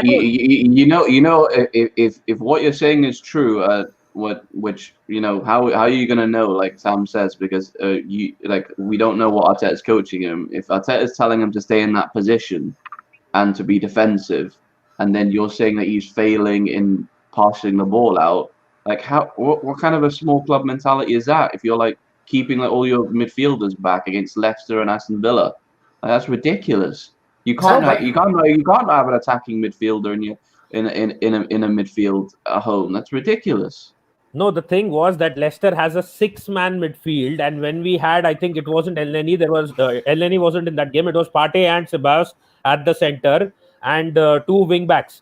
The problem was that when we had four in midfield, you can count those two as well. They had six in midfield, and the only way to compensate an additional player was Lacazette coming back into the midfield. When we had the ball, when we transition, we have the ball. We had no one in an attacking role. No one in an attacking role with midfield. So that's what was lacking. So we should have someone needs to move into that attacking role. That should have been Ceballos, and we didn't because he played them deep. We played deep, and we was relying on the wings, playing along the wings because that's all we do with Arteta. We play along the wings. We don't play through the middle. You know, we need to change this around. We need to change it around because playing down the wings isn't working. We're not creating anything. Yeah, I think Sam said as well. You played well last season against the big teams like that, and playing that defensive is fine against the big teams. But you got to play to your strengths, and you're playing these lower teams. You can't just keep playing defensive and like trying to hit on the counter attack and being stubborn. Exactly, it's not working. It's like change it up. When we have the ball, when we play games against teams who aren't quite as good as us, when we have the ball, we have possession. We have more than 50% possession. That's where we struggle because we're supposed to lead the game and control the game and dominate the game, and that's what we can't do because we play so defensive. We're used to playing deep and counter-attacking, teams that are better than us. It's ruined our whole mentality of how we play. We play in a way that every team we play against is better than us. That's the way we play them. We're so scared tactically of every team we play. We're always lying so deep, and we're counter-attacking fucking Aston Villa. We're counter-attacking Sheffield United. We shouldn't be counter-attacking Sheffield United or Aston Villa. We should have the ball, and we should be dominating them. We should be high-pressing them deep into their half, and we should have an attacking player in midfield who could create something from midfield and link up high up with the forwards. But we're not. We're sitting back, sitting deep, soaking up all the pressure. We just let Aston Villa attack us for 90 minutes. That's what we let them do. See, the Aston Villa game was a very bad game and it was a one-off. But again, if you remember the Leicester City game, we were the one dominating that game. We didn't score in the first half. Only the first half. The second half, they dominated us.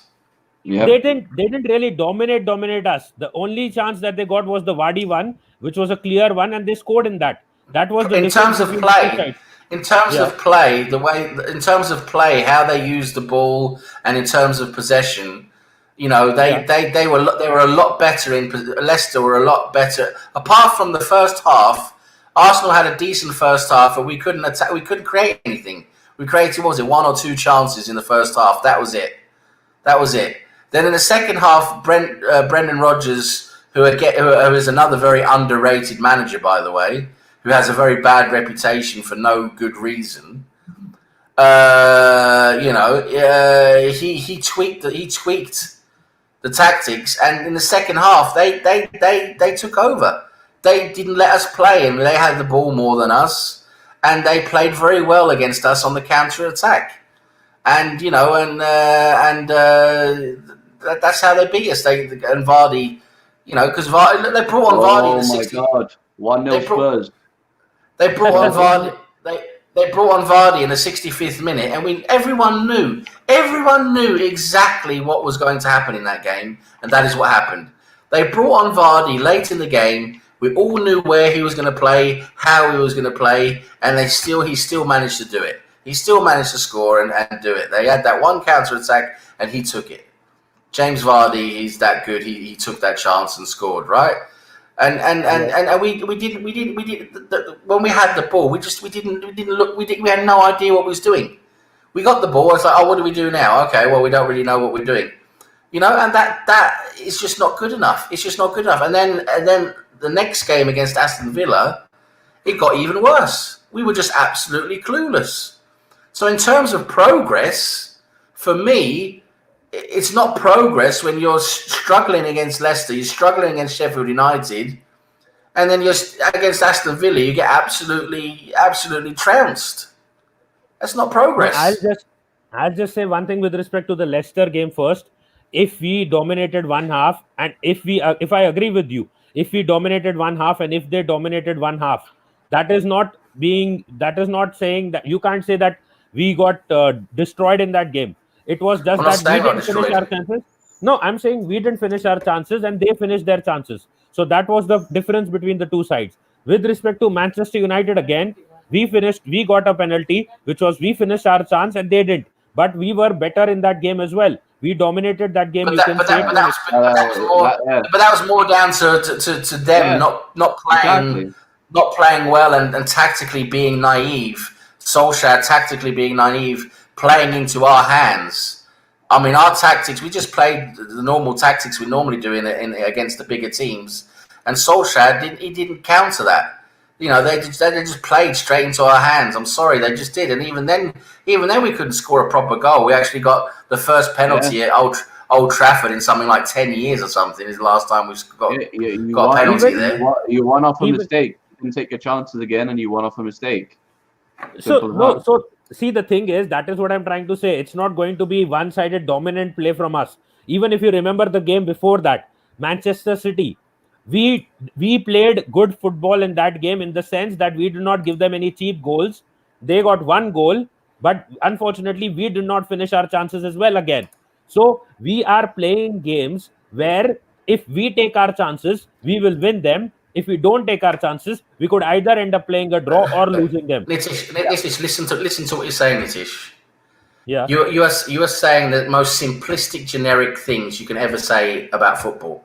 If you take your chances, then you win. Yes, that is football, right? If you take your chances, you win. If you don't take your chances, you don't win.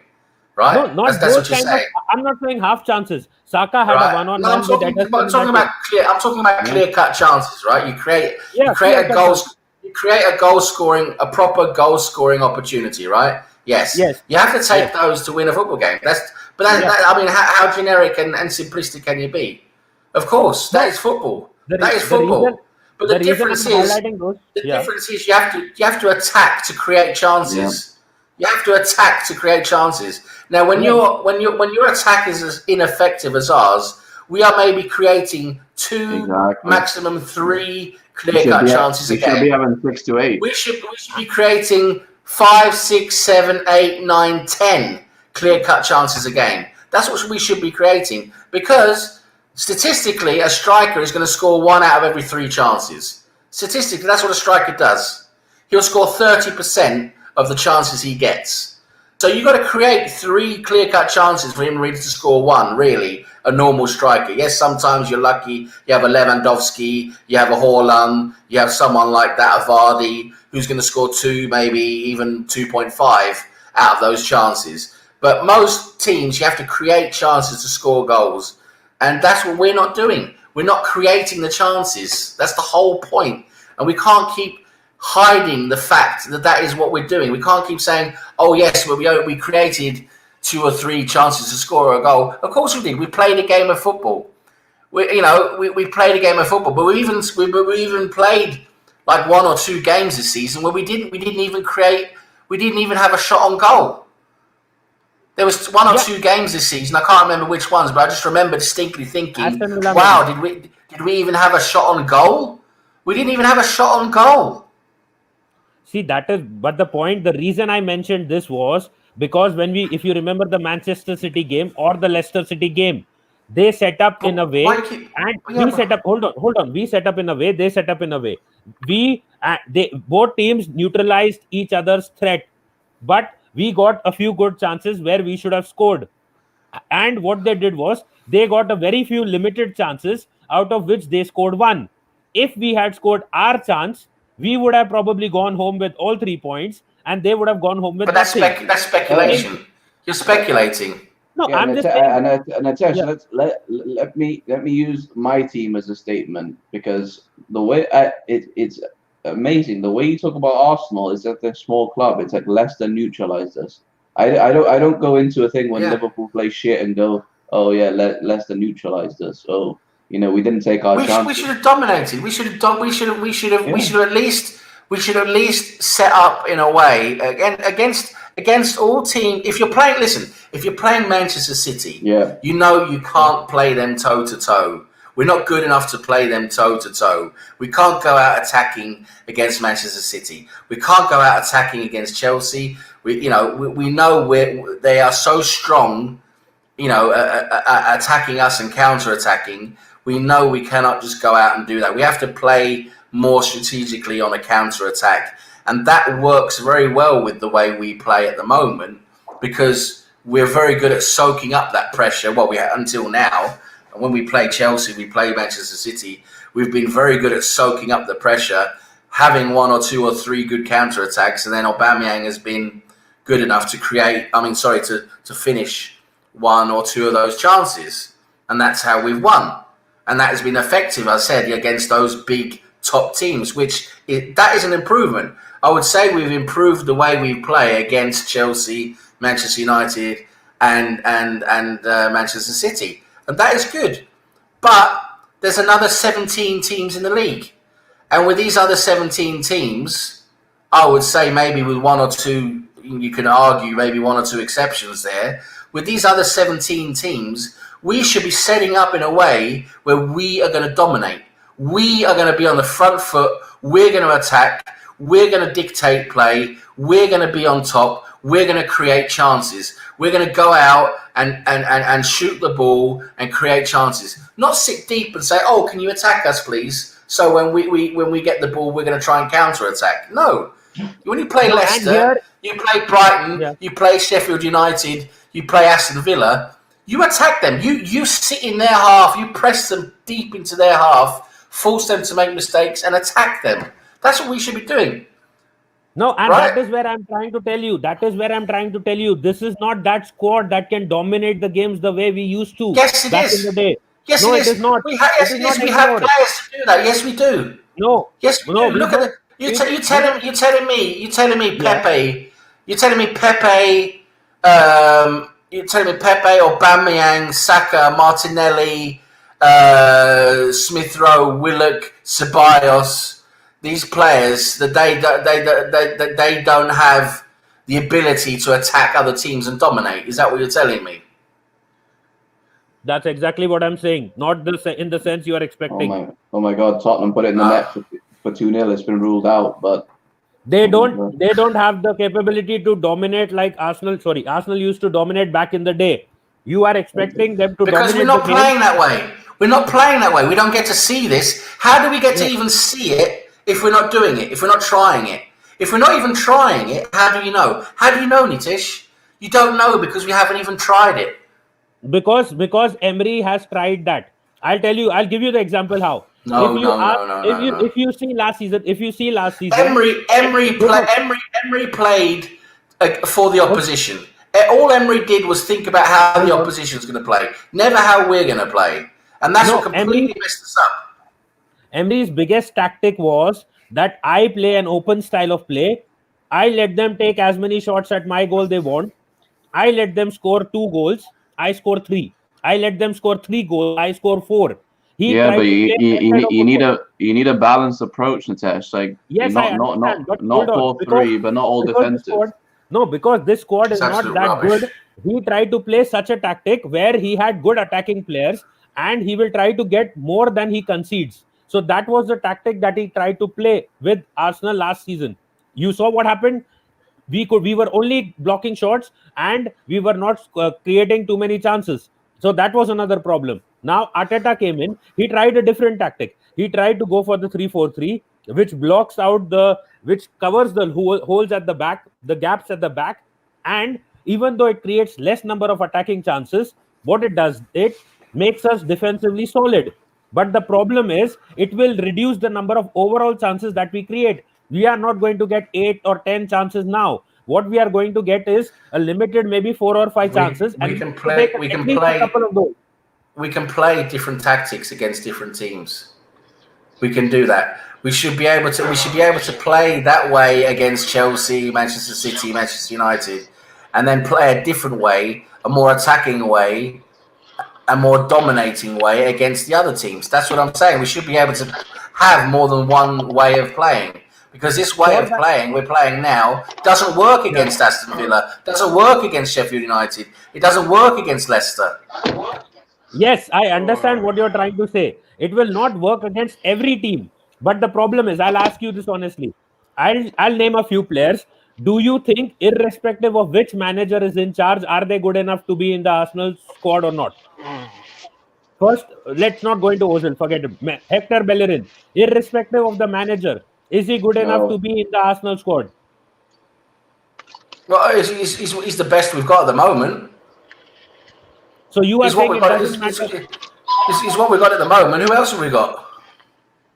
So you are saying that Hector Bellerin is good. Put Maitland-Niles. But Maitland-Niles is good defensively, but he's nowhere near as good going forwards as Bellerin is. Not at the moment. Bellerin is poor defensively, yes. Bellerin is very poor defensively. He's always out of position.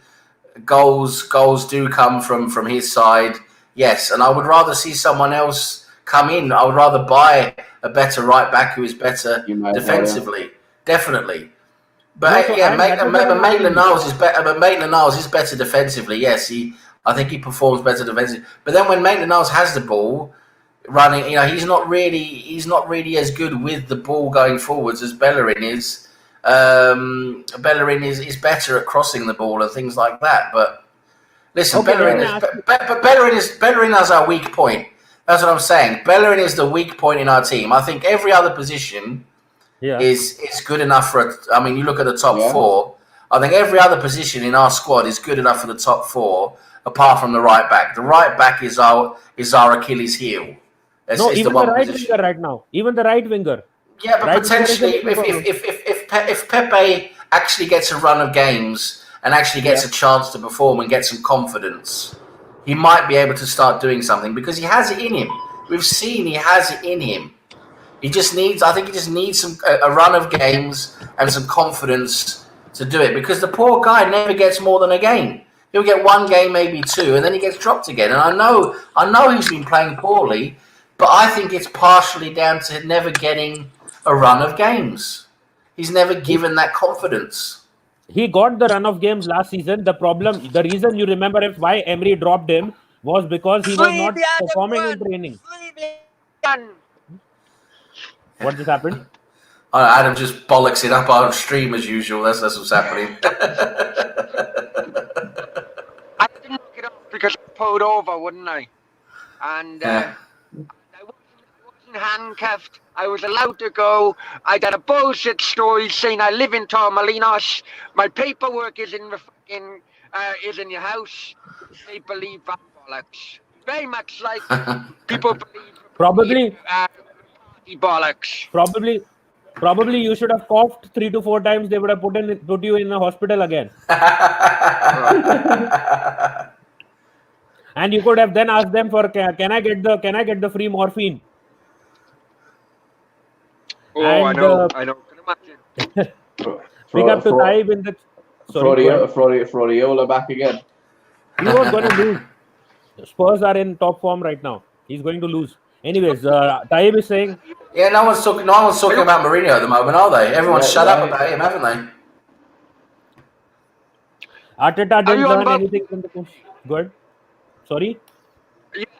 Sorry, when I come in, were you talking about Pepe? Yes, Pepe. I'm saying yes. At the moment, he's not good for us. But I'm saying he's 24 years old. He has potential. We can see he has it in him. I just think I'd like him now to get a run of games to try and show once and for all that he has something in him worth keeping. Or if he doesn't, if he has a run of games now and he's still shit and doesn't do anything, then we sell him. We cut our losses in the summer. That's what I think we should do. But but at the moment, a 32-year-old Willian who's doing nothing, game after game, doing absolutely nothing, absolutely dead. I would rather have a 24-year-old Pepe who we see has some potential and has some better high-end skills, I would say, even better skills than Willian.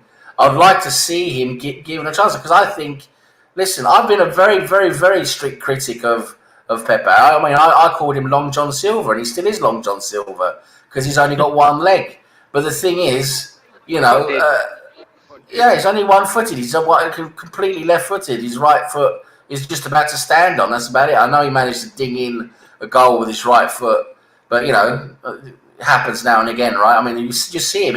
He struggles with his right foot. But the thing is, compared to Willian, I would like to see Pepe given a chance. I think he deserves a chance. But with Pepe, I think you see it with him. He's a confidence player. He needs to be given confidence. He needs to be given a run of games to prove himself, because I think he's scared. I think he's so scared. Do you think if he plays one game that he's not great, he gets dropped, and I think he's scared of that, and that's what keeps him back. That's what keeps him from playing to his full potential. Now, bearing in mind that when Willian, he was a free agent, there were plenty of clubs looking at him at the time because he was a free agent. It was a free gamble for them, basically. But do you think he chose Arsenal because there was something in the contract about him playing? Because let's be honest, he wasn't playing every game for Chelsea, was he? He was in and out of Chelsea. Well, he had a good season for Chelsea last season. The Chelsea fans will say that he had a good season and he played well for them last season. And there was actually many Chelsea fans who didn't want him to go. They thought he still had something to do at Chelsea. Of course, you see now with their players they've got now, they don't have any use for him. Of course, you can see why they've let him go. But there were Chelsea fans who wanted to keep him for their squad. But I think Willian's just not producing. I don't know what is the tactics or not gelling with the players, or maybe it's a combination of all of those things. But Willian's just not performing. And when you're not performing, you shouldn't be playing. I mean, you play someone else. I think then you give 24-year-old Pepe a chance. Give him a run of games just to see if he can do something. Because now I think Pepe, it's either sink or swim with Pepe. That's what we got. That's where we are now. He either sinks or he swims. He either starts performing, or if he doesn't perform, we sell him. We just have to cut our losses and sell him. If we sell him for 30, 40 million, we're not going to get 70 million. No way. We overpaid for him. Absolutely, we overpaid for him. But if we get maybe 30 million for him, great. We get 30 million for him. We can spend that on someone else, and then maybe give a youngster a chance. We've got 2 or 3 youngsters in the academy now, in the under-23s, who are looking really, really good, who are knocking on the door. They've got a kid called Hutchinson, who's looking really exciting on the wing. I'd love to see him given a chance in the Europa League. We've got that what's his name? There's another one called Aziz in midfield. He's a more deep-lying midfield player. Looks really, really good. I'd like to see him also given a chance in the Europa League. I mean, we've got some exciting talent coming through as well. And, we don't really need to be playing Willian if he can't play. But he might have it in his contract. I'm saying he might have it in his contract where he has to play a certain amount of games or something like that. I don't know. The guy's been playing 3 games in a row now, done absolutely nothing. And if he plays tomorrow against Leeds, I'm going to pull my fucking hair out. Because then it just doesn't make any sense whatsoever. And then everything Arteta stands for doesn't make any sense, because you're not supposed to play if you're not pulling your weight, you're not doing your job. But there's Willian playing every fucking game and he can't do anything. The man's broke the law as well. Sam, don't blame me if you pull some of your Sam. Hold on, Sam. Don't blame me if you pull out some of your hair and then I call you Sankar by mistake. Yeah. Go ahead, Adam. No, I have said this before because I've known of it, but there are players who do have those kind of contracts. Could be. He has to play a certain amount of games, like he has to play 70% of the games or something like that. It could be something like that. I don't know. We don't know. We don't know what is in his contract. All I know is that he's absolutely shit. He can't play at the moment, and for me, he shouldn't be playing. We need to bench him. We need to put him on the bench or leave him out of the squad. And for me, at the moment, the only player who can come in on the right side there, who can maybe do something, is Pepe. And I'd like to see him given a chance. And like I said, it's either sink or swim now for Pepe. Give him 5 games. And I'll tell him, if I was Arteta, I would sit him down in my office. I would say, listen, I'm going to give you 5 games now, right? And in these 5 games, you're going to show me why we spent 70 million on you. And if you don't, we're going to sell you. You know, I mean, I'm not that bluntly, but I'm, you know, basically telling him, listen, you're going to get 5 games now to show us why we bought you. Prove to us that you're the player you're supposed to be, and then give him a chance, and then he might gain some confidence. Yeah. By the way, But do you? By the way, I don't know Sorry, how go you ahead. I don't know how you guys like Tottenham are breaking through this Man City defense so easily, and just it's kind of sad to see how you guys played against City, considering now that every counter attack Spurs are doing, they're basically getting in, and Tottenham are playing well at the moment. Tottenham are playing well at the moment, and I said it all along. I said, listen, Mourinho is going to come good for them. Mourinho is going to come good for them if you give him a chance, because he knows what he's doing. Yes, Mourinho is a monster, he's a narcissist, he's a fucking psycho, but there's one thing that guy knows, and that's football, and that's how to get players to play. And he does it with every single team. He does it with every single team he manages. So with Tottenham, he's going to get them playing. He's going to get that team playing. And look now, do you hear anyone talking about Tottenham and Mourinho now? They were messing with him at the beginning of the season, but now they've won 3 games in a row. They're leading against City. If they win now, they're going to be 4 games in a row, maybe even top of the league if Leicester drop points. No one's going to be messing around with Mourinho then. It's, as we say, that's 1-1, by the way. Oh, it just scored anyway. Oh, it's still long way to go. Who scored for City? Laporte, of all people. Oh God. But they're going to check it though, because there was a possible handball in the build-up. So. City just scored. Son scored for Tottenham, Adam. Yeah, Son scored for Tottenham. Yeah. And Nitish's favorite player has the assist for Laporte. That's Jesus. Jesus. Oh yeah, it looks like handball. He did like this and controlled it. Could be struck off. No goal. Adam's gone back to his hooker.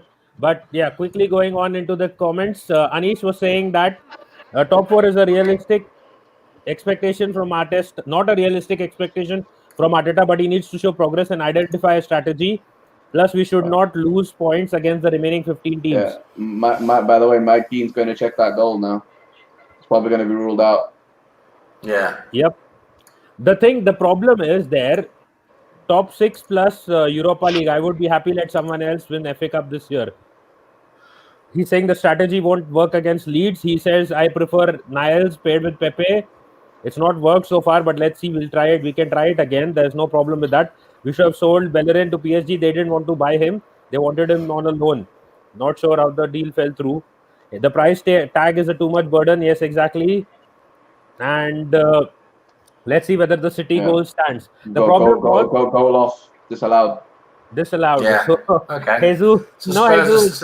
Jesus and Spurs are still leading then, you see. But as I'm saying, no one's talking about Mourinho now that they could be top of the league, right? I mean, you know, things change quickly in football, right? But the thing with Mourinho is you've got to give him credit. The guy knows what he's doing, okay? He's a horrible person. He's always creating conflicts wherever he goes, but he knows what he's doing, right? He knows what he's doing. When I said Son would be a Golden Boot contender this season, someone in that, I remember it was on Richard's channel, they were saying, how can an Arsenal fan say a Spurs player will be a Golden Boot contender? Funny. Son is an amazing player. He's an amazing player. We've got to give him credit. Have any of you been watching that Tottenham documentary? Yeah, it's been really good. All or nothing, yeah. It's good. It was very good. I saw it, yeah. I'm on episode 9 now. It's really good. I'm on episode 9 now, and I'm on episode 9, and we're on about Nombele. Ndombele. And Ndombele, yeah. Yeah, and they have like a guy who was there helping him settle in or whatever. I don't know his official job title. And when they're interviewing him, he said, look, it normally takes someone from overseas, which I have been going on and on and on about. It's not just the footballer moving, it's his family and everything else. It normally takes someone to settle minimum 8 months. Now Pepe is past that period now, and it's time he stepped up to the mark.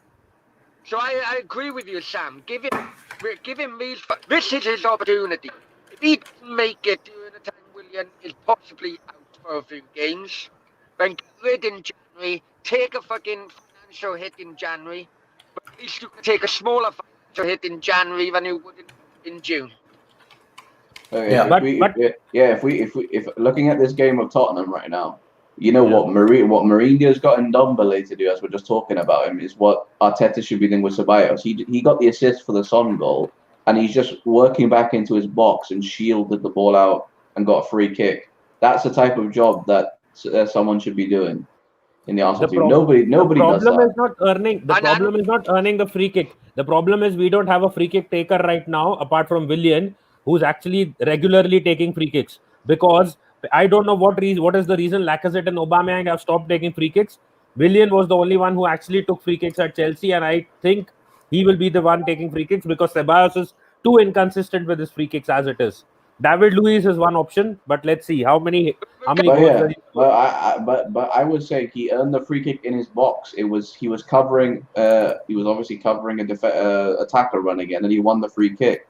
What I'm saying is, you need someone that's willing to go back into your box and defend, but he can do the killer pass at the same time and go forward. Like we talked about El Neni being in that like transitional role. What? You know, like what's the word? You know, El Neni? if Arsenal had the players they wanted, they would have a player that could transition the ball, but also do the other stuff as well. But you haven't got, as we know, you haven't got the players to do that.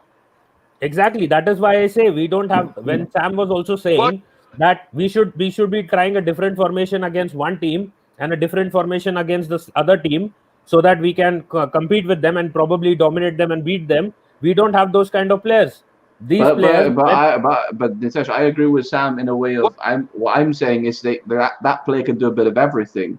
But if you just stick Ceballos up there, he can just do the attacking role. Don't ask him to defend as well. You will get something from him. If you don't see anything, you try someone else, like Sam said. You put Saka in there, you put a youngster in there. But you just make them do the attacking. Don't make them do everything. I think it becomes a situation where when they lose the ball while pushing forward, they take it. They have to, as a responsibility, they try to fall back.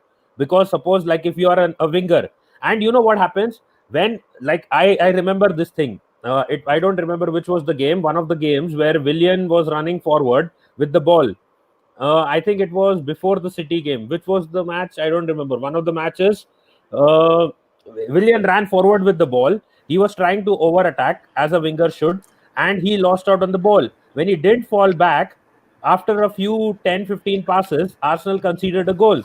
So the fans then started blaming that Willian did not track back, and that is why we've conceded the goal, even though there were like 15 passes before the goal was actually scored. So that is the thing. That is why it becomes a natural instinct also of the player nowadays that when you lose the ball, you try to fall back and try to win it back. That is what everyone does. It's a natural thing nowadays.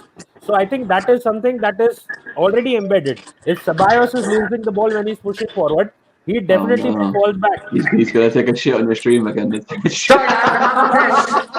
turn that off. Come on. I saw this toilet sign up. He's at it again. Jesus Christ, honestly. I can't believe he's doing it again. Brownie watering the plant. You can't have a serious debate with him around. It just doesn't work. I mean, it just.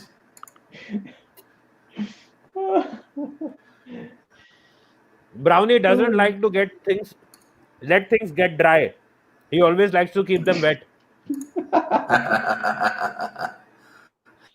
Sorry. No, so last let's get on to one last topic and just end it because we have already gone on for 2 hours. I have to work now, really, so we have to be quick. Yeah. So one last thing and we wrap it up. Let him come back. He's out now. Yeah. So the thing was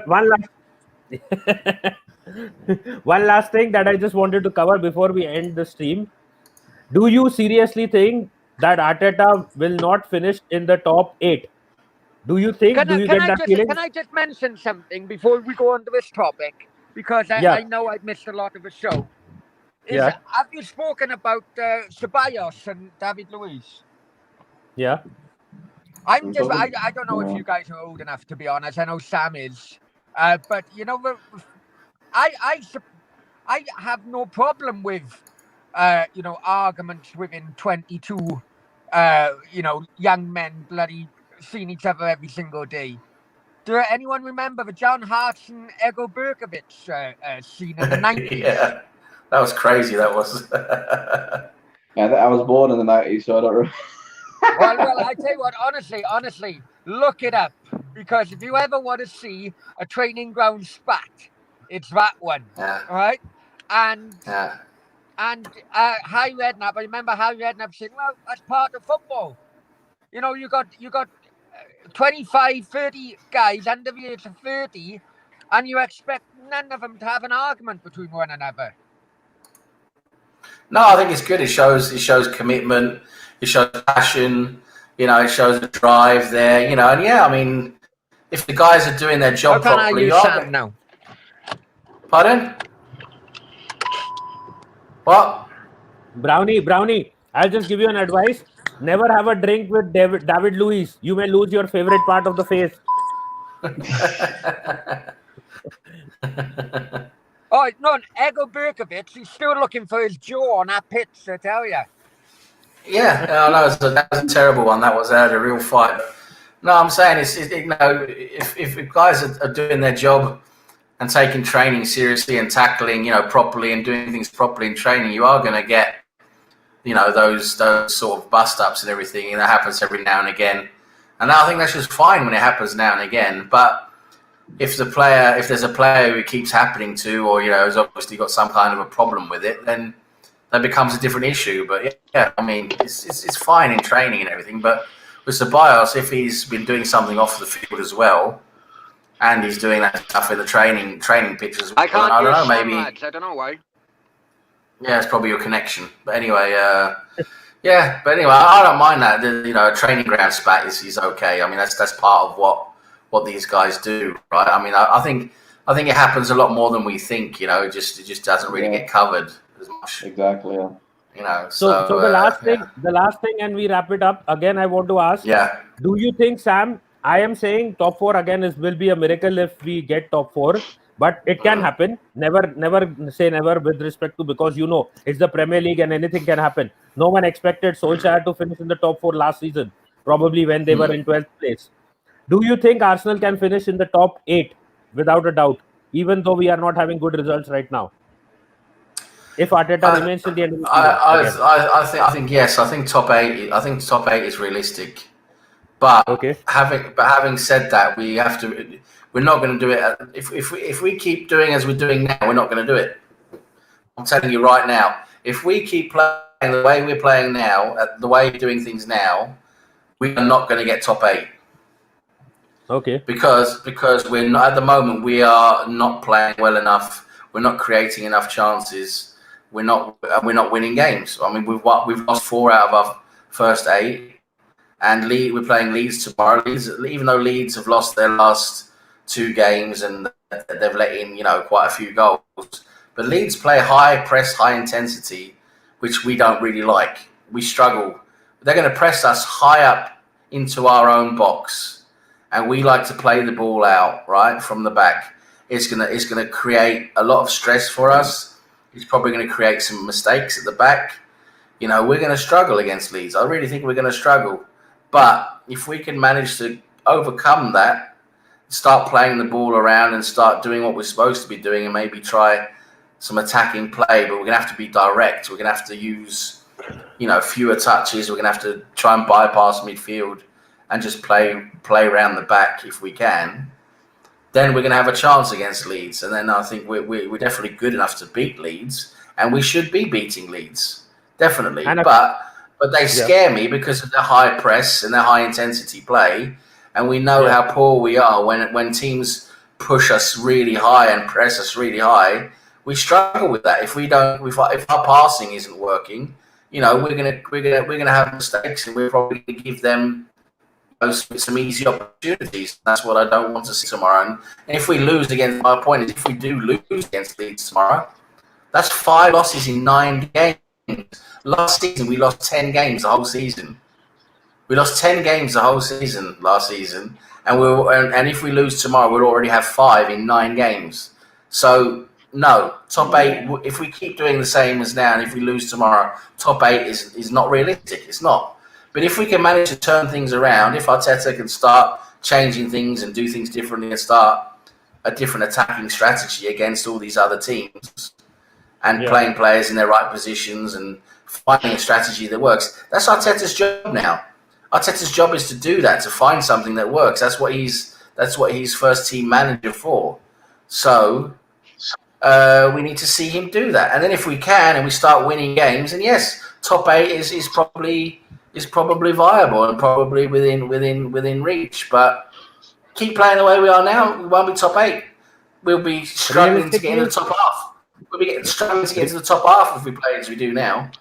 Realistically, where do you see us finish? What position based on what the current start has been? If we're playing the way we are now, I can see us getting somewhere between 10 and 12, 13 losses. Then you're what? I mean, I know we're more open this season. The Premier League's not as close as it was last season. We've got teams dropping points all over the league. But I mean, listen, with 12 losses, you're looking at 10th, 11th, something like that. So you feel we'll finish at 10th place? Mid-table. The way we're going now, we finish mid-table, 10th or 11th. If we keep going the way we are now, yeah. Okay. So let's go to Jonathan now. Jonathan, do you think Arsenal will finish in the top 8? And where do you think they will finish if not? And what is like your prediction based on currently what you have seen?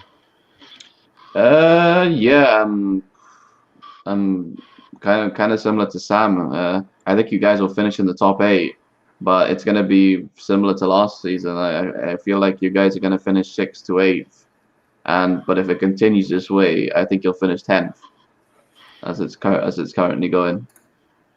It's just One thing, yeah. Good. No, one thing I just add to Sam's point. Last season we did have 10 losses, but we had a lot of draws as well. So if we convert those draws into wins, things can be different still. Yeah, and think about it. Before I go to Adam. Sorry, if this stays the same, Man City have 3 losses already as well. As I'm saying, it's a much more open season, so that's why I think it's an advantage for us not having a good season, because I think it's not going to take as many points to get the higher positions this season. I think it's going to be. Yeah. I think all the teams are going to drop points. All the teams are going to have more losses than normal. So I think it's going to be a fewer points total throughout the whole position 1 to 6 is going to be a lower points total than last season. But I still think if we keep playing now, we're going to lose. We're going to lose at least 10 games, and then it depends on if we draw what happens to the other games. But we're going to lose at least 10, maybe 11, 12 games, and that's mid-table. That's mid-table form. That is why I get the bad feeling this is the best year that Tottenham can actually win the league ever. Like the best year ever that they actually have a chance of winning it. Because it's so open, right? I mean, it's so open at the moment. I saw Chelsea today look very strong. I must say, Chelsea, the way they played today, they look very strong. Chelsea are a good team. At the moment, Chelsea are favourites for me. But I mean, Tottenham are playing well. Manchester City, they're just too inconsistent, aren't they? That is why just too inconsistent. Liverpool. I would normally say Liverpool had a chance, but sorry, John. I think with all your injuries, I just don't think you're gonna. I just don't think you're going to be consistent. You're not going to be consistent enough. You're not going to be consistent enough with all the injuries. I've got to check it out to make sure it's real, but I saw an article that said Van Dijk's already back in training, by the way, the other day. So if that's true, that's incredible. Because that depends. I suppose it depends what kind of injury he has, and what kind of recovery training he needs and everything. But anyway, you guys have a lot of injuries. You guys have a lot of injuries, and you're not playing as well as you guys did. Last season or the season before. So You know, it's To me, Yeah, to that's me, why I said I right? think there will be a different winner. Neither of them. Go ahead, Adam. Listen, unfortunately, I'm 42 years old, and I've got experience of seasons that just you can have a bad day in the office. You can have a couple of bad days at the office. Season is a marathon, really. You know, you guys have, as Arsenal fans will know that there's been many seasons in the towards the end of the Wenger era that you were top top two going into Christmas, and then you fell away. It can happen. Now, I know what you mentioned about the amount of losses at the moment, but I do think that the Arteta lack has only happened because of a bad day in the office against Aston Villa, right? I think January transfer window is going to be It's gonna be mad. it's going to be key to where teams end up at the end of the season. I think if Arsenal strengthen the attack line, and let's be honest, they need to. But also as well, if they can add creativity into the middle of the park, I'll be honest with you, I can see them doing a Man United late run and making but they need to be buying the quality. They need to buy the quality in January. But I can see with many teams, the right additions in January can really give you that push towards the end of the season, which can make you sink or swim as European qualification. So where do you think Arsenal will finish at the end of the season? So this last 7 days or whatever has just shown me how reactionary the Arsenal fan base is, and it's not good for the football club. You have one. Man United got stuffed at Southampton years ago, 6-2 or something. They still went on to romp home the league on that season. It can happen. Oh my God. It can happen. I'm sorry, Brownie. Man City remind me of the Spanish team. They don't stop bloody whinging, mate, and they keep falling to the bloody ground crying. It's got to be the Pep influence, the bloody prick. Can't stand it, man. They were crying about the VAR goal at half time. They all ran the referee crying. Yeah. But listen, we're only in November. Yeah, a lot can happen between now and the end of the season when you got a transfer window.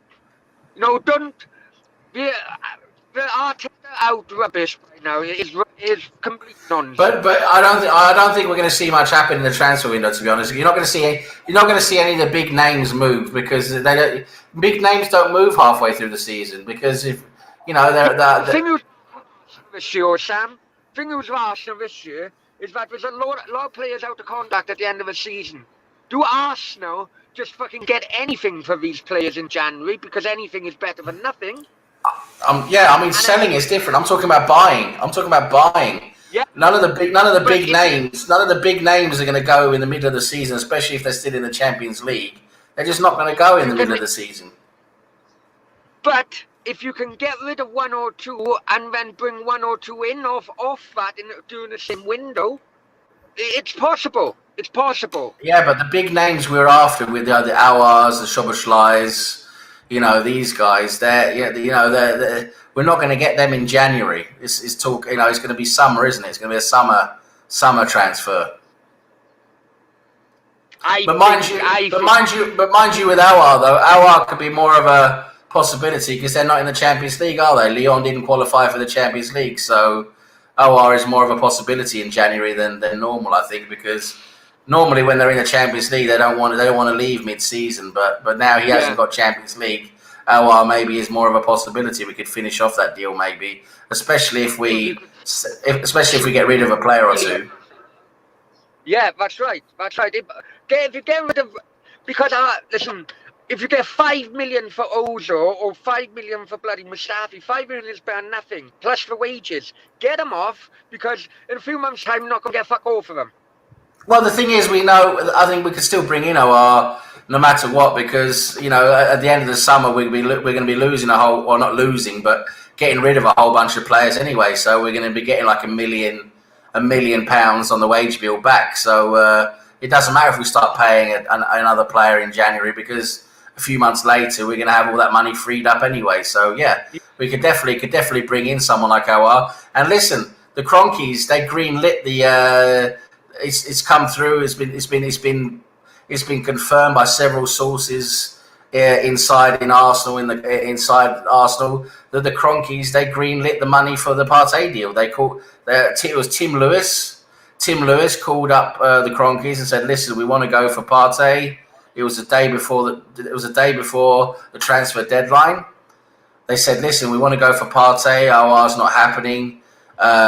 Is it okay? It's going to cost 45 million. Can you greenlight the money, because we can't sell anyone? Can you greenlight the money? We need 45 million euros." They greenlit it.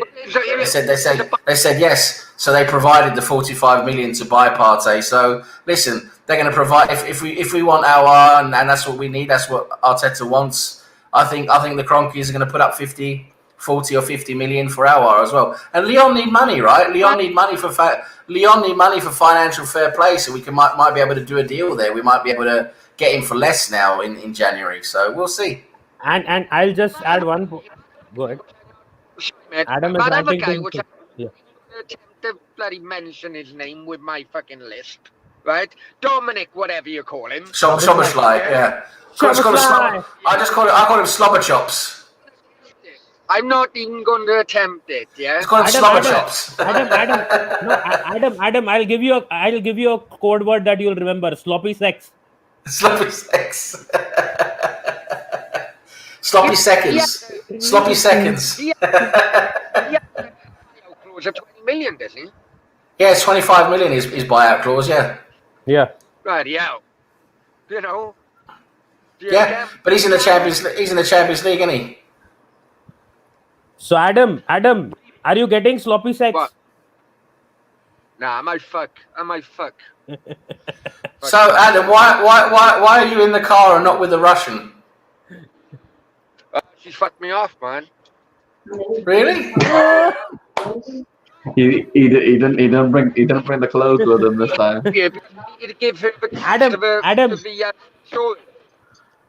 Adam, for the first time, she fucked Adam, off. for the first time, it wasn't you taking the dump, someone dumped you.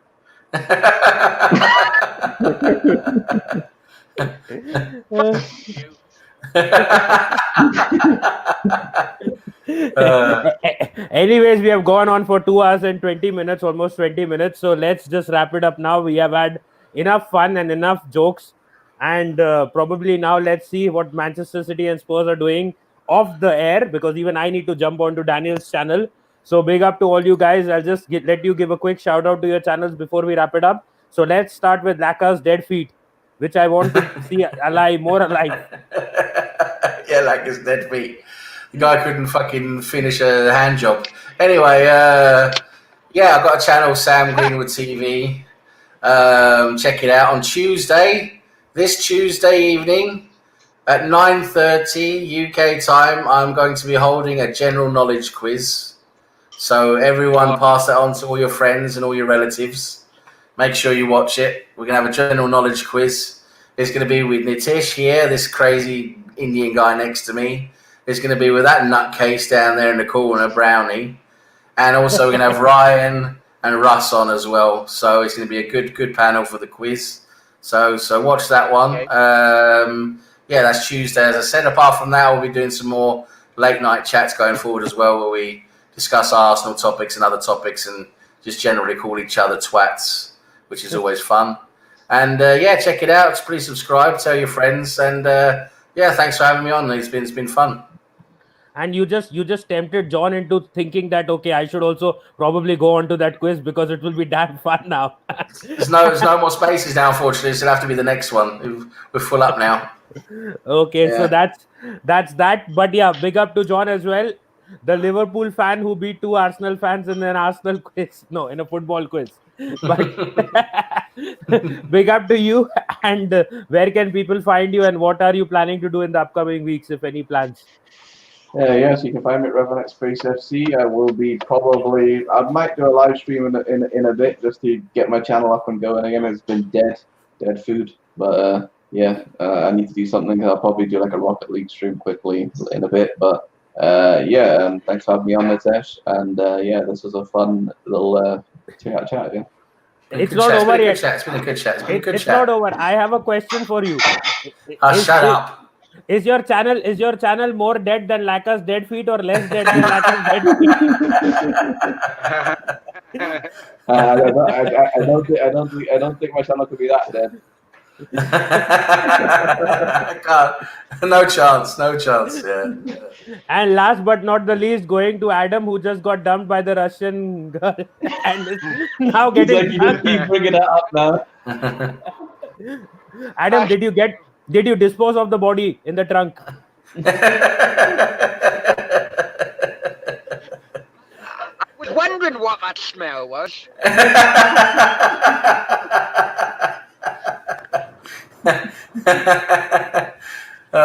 Anyway, I just want to say big up to everyone in the chat as well. There's been some great people in the chat. There's Anish has been great, and Cheddars as always. Taib, main man Taib, and it's been great. Loads of good action in the chat.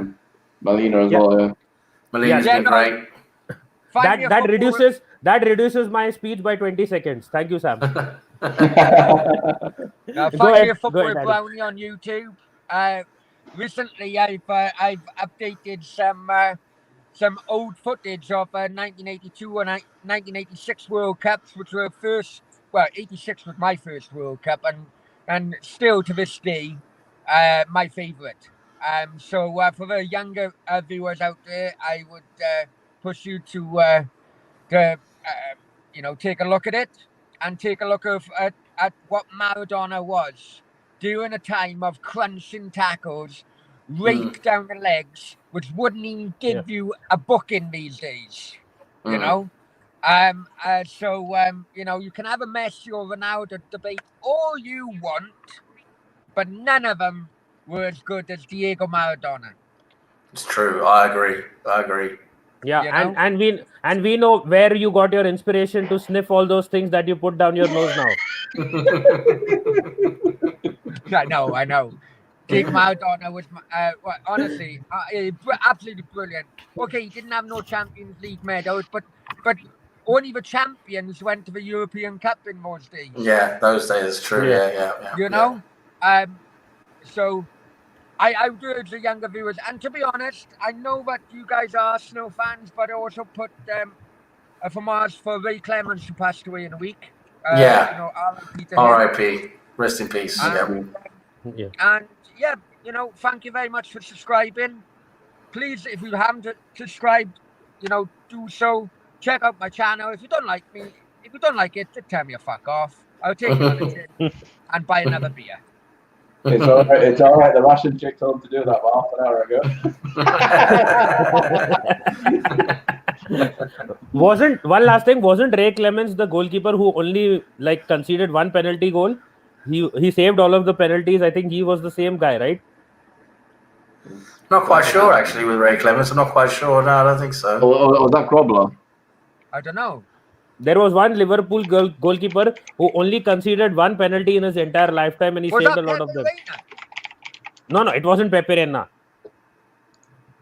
I don't know, to be honest. John, what do you... Yeah, I'm having a look because, again, before my time, so I haven't really looked into it. But I don't know. I don't really care, but never mind. No, I think I remember someone said in a quiz or something, or like... it's right. Penalties against Ray Clemens, but this might. It says seven conceded, one saved. So I don't know. No, it's not then him. Yeah, it's not him. In those days, goalkeepers didn't have any gloves at all. The balls were much harder as well. Yeah. And you could run into a goalkeeper. If the ball comes over, strikers could just take a goalkeeper out. Yeah. No, I am not denying the fact that he must be a great goalkeeper because I've not seen too much of him myself. not my You should have generation paid. You again. should have watched the bloody video by now, you bastard. But I'll definitely see it soon. So I need to jump on Daniel's channel. You can always subscribe to the channel if you're new. We keep putting content every now and then, probably some games here and there, game alongs, watch alongs also in between, and such debates as well. Right now, I'm in the mood of for debates, and we do it almost every day now. So big up to all you guys for tuning in, and also do like the Arsenal FC fans page on Facebook. We're growing fast, and hopefully we keep growing. And thank you everyone on the panel as well for tuning in and joining the chat. And thank you so much, guys. Be home, be safe, and keep getting sloppy sex.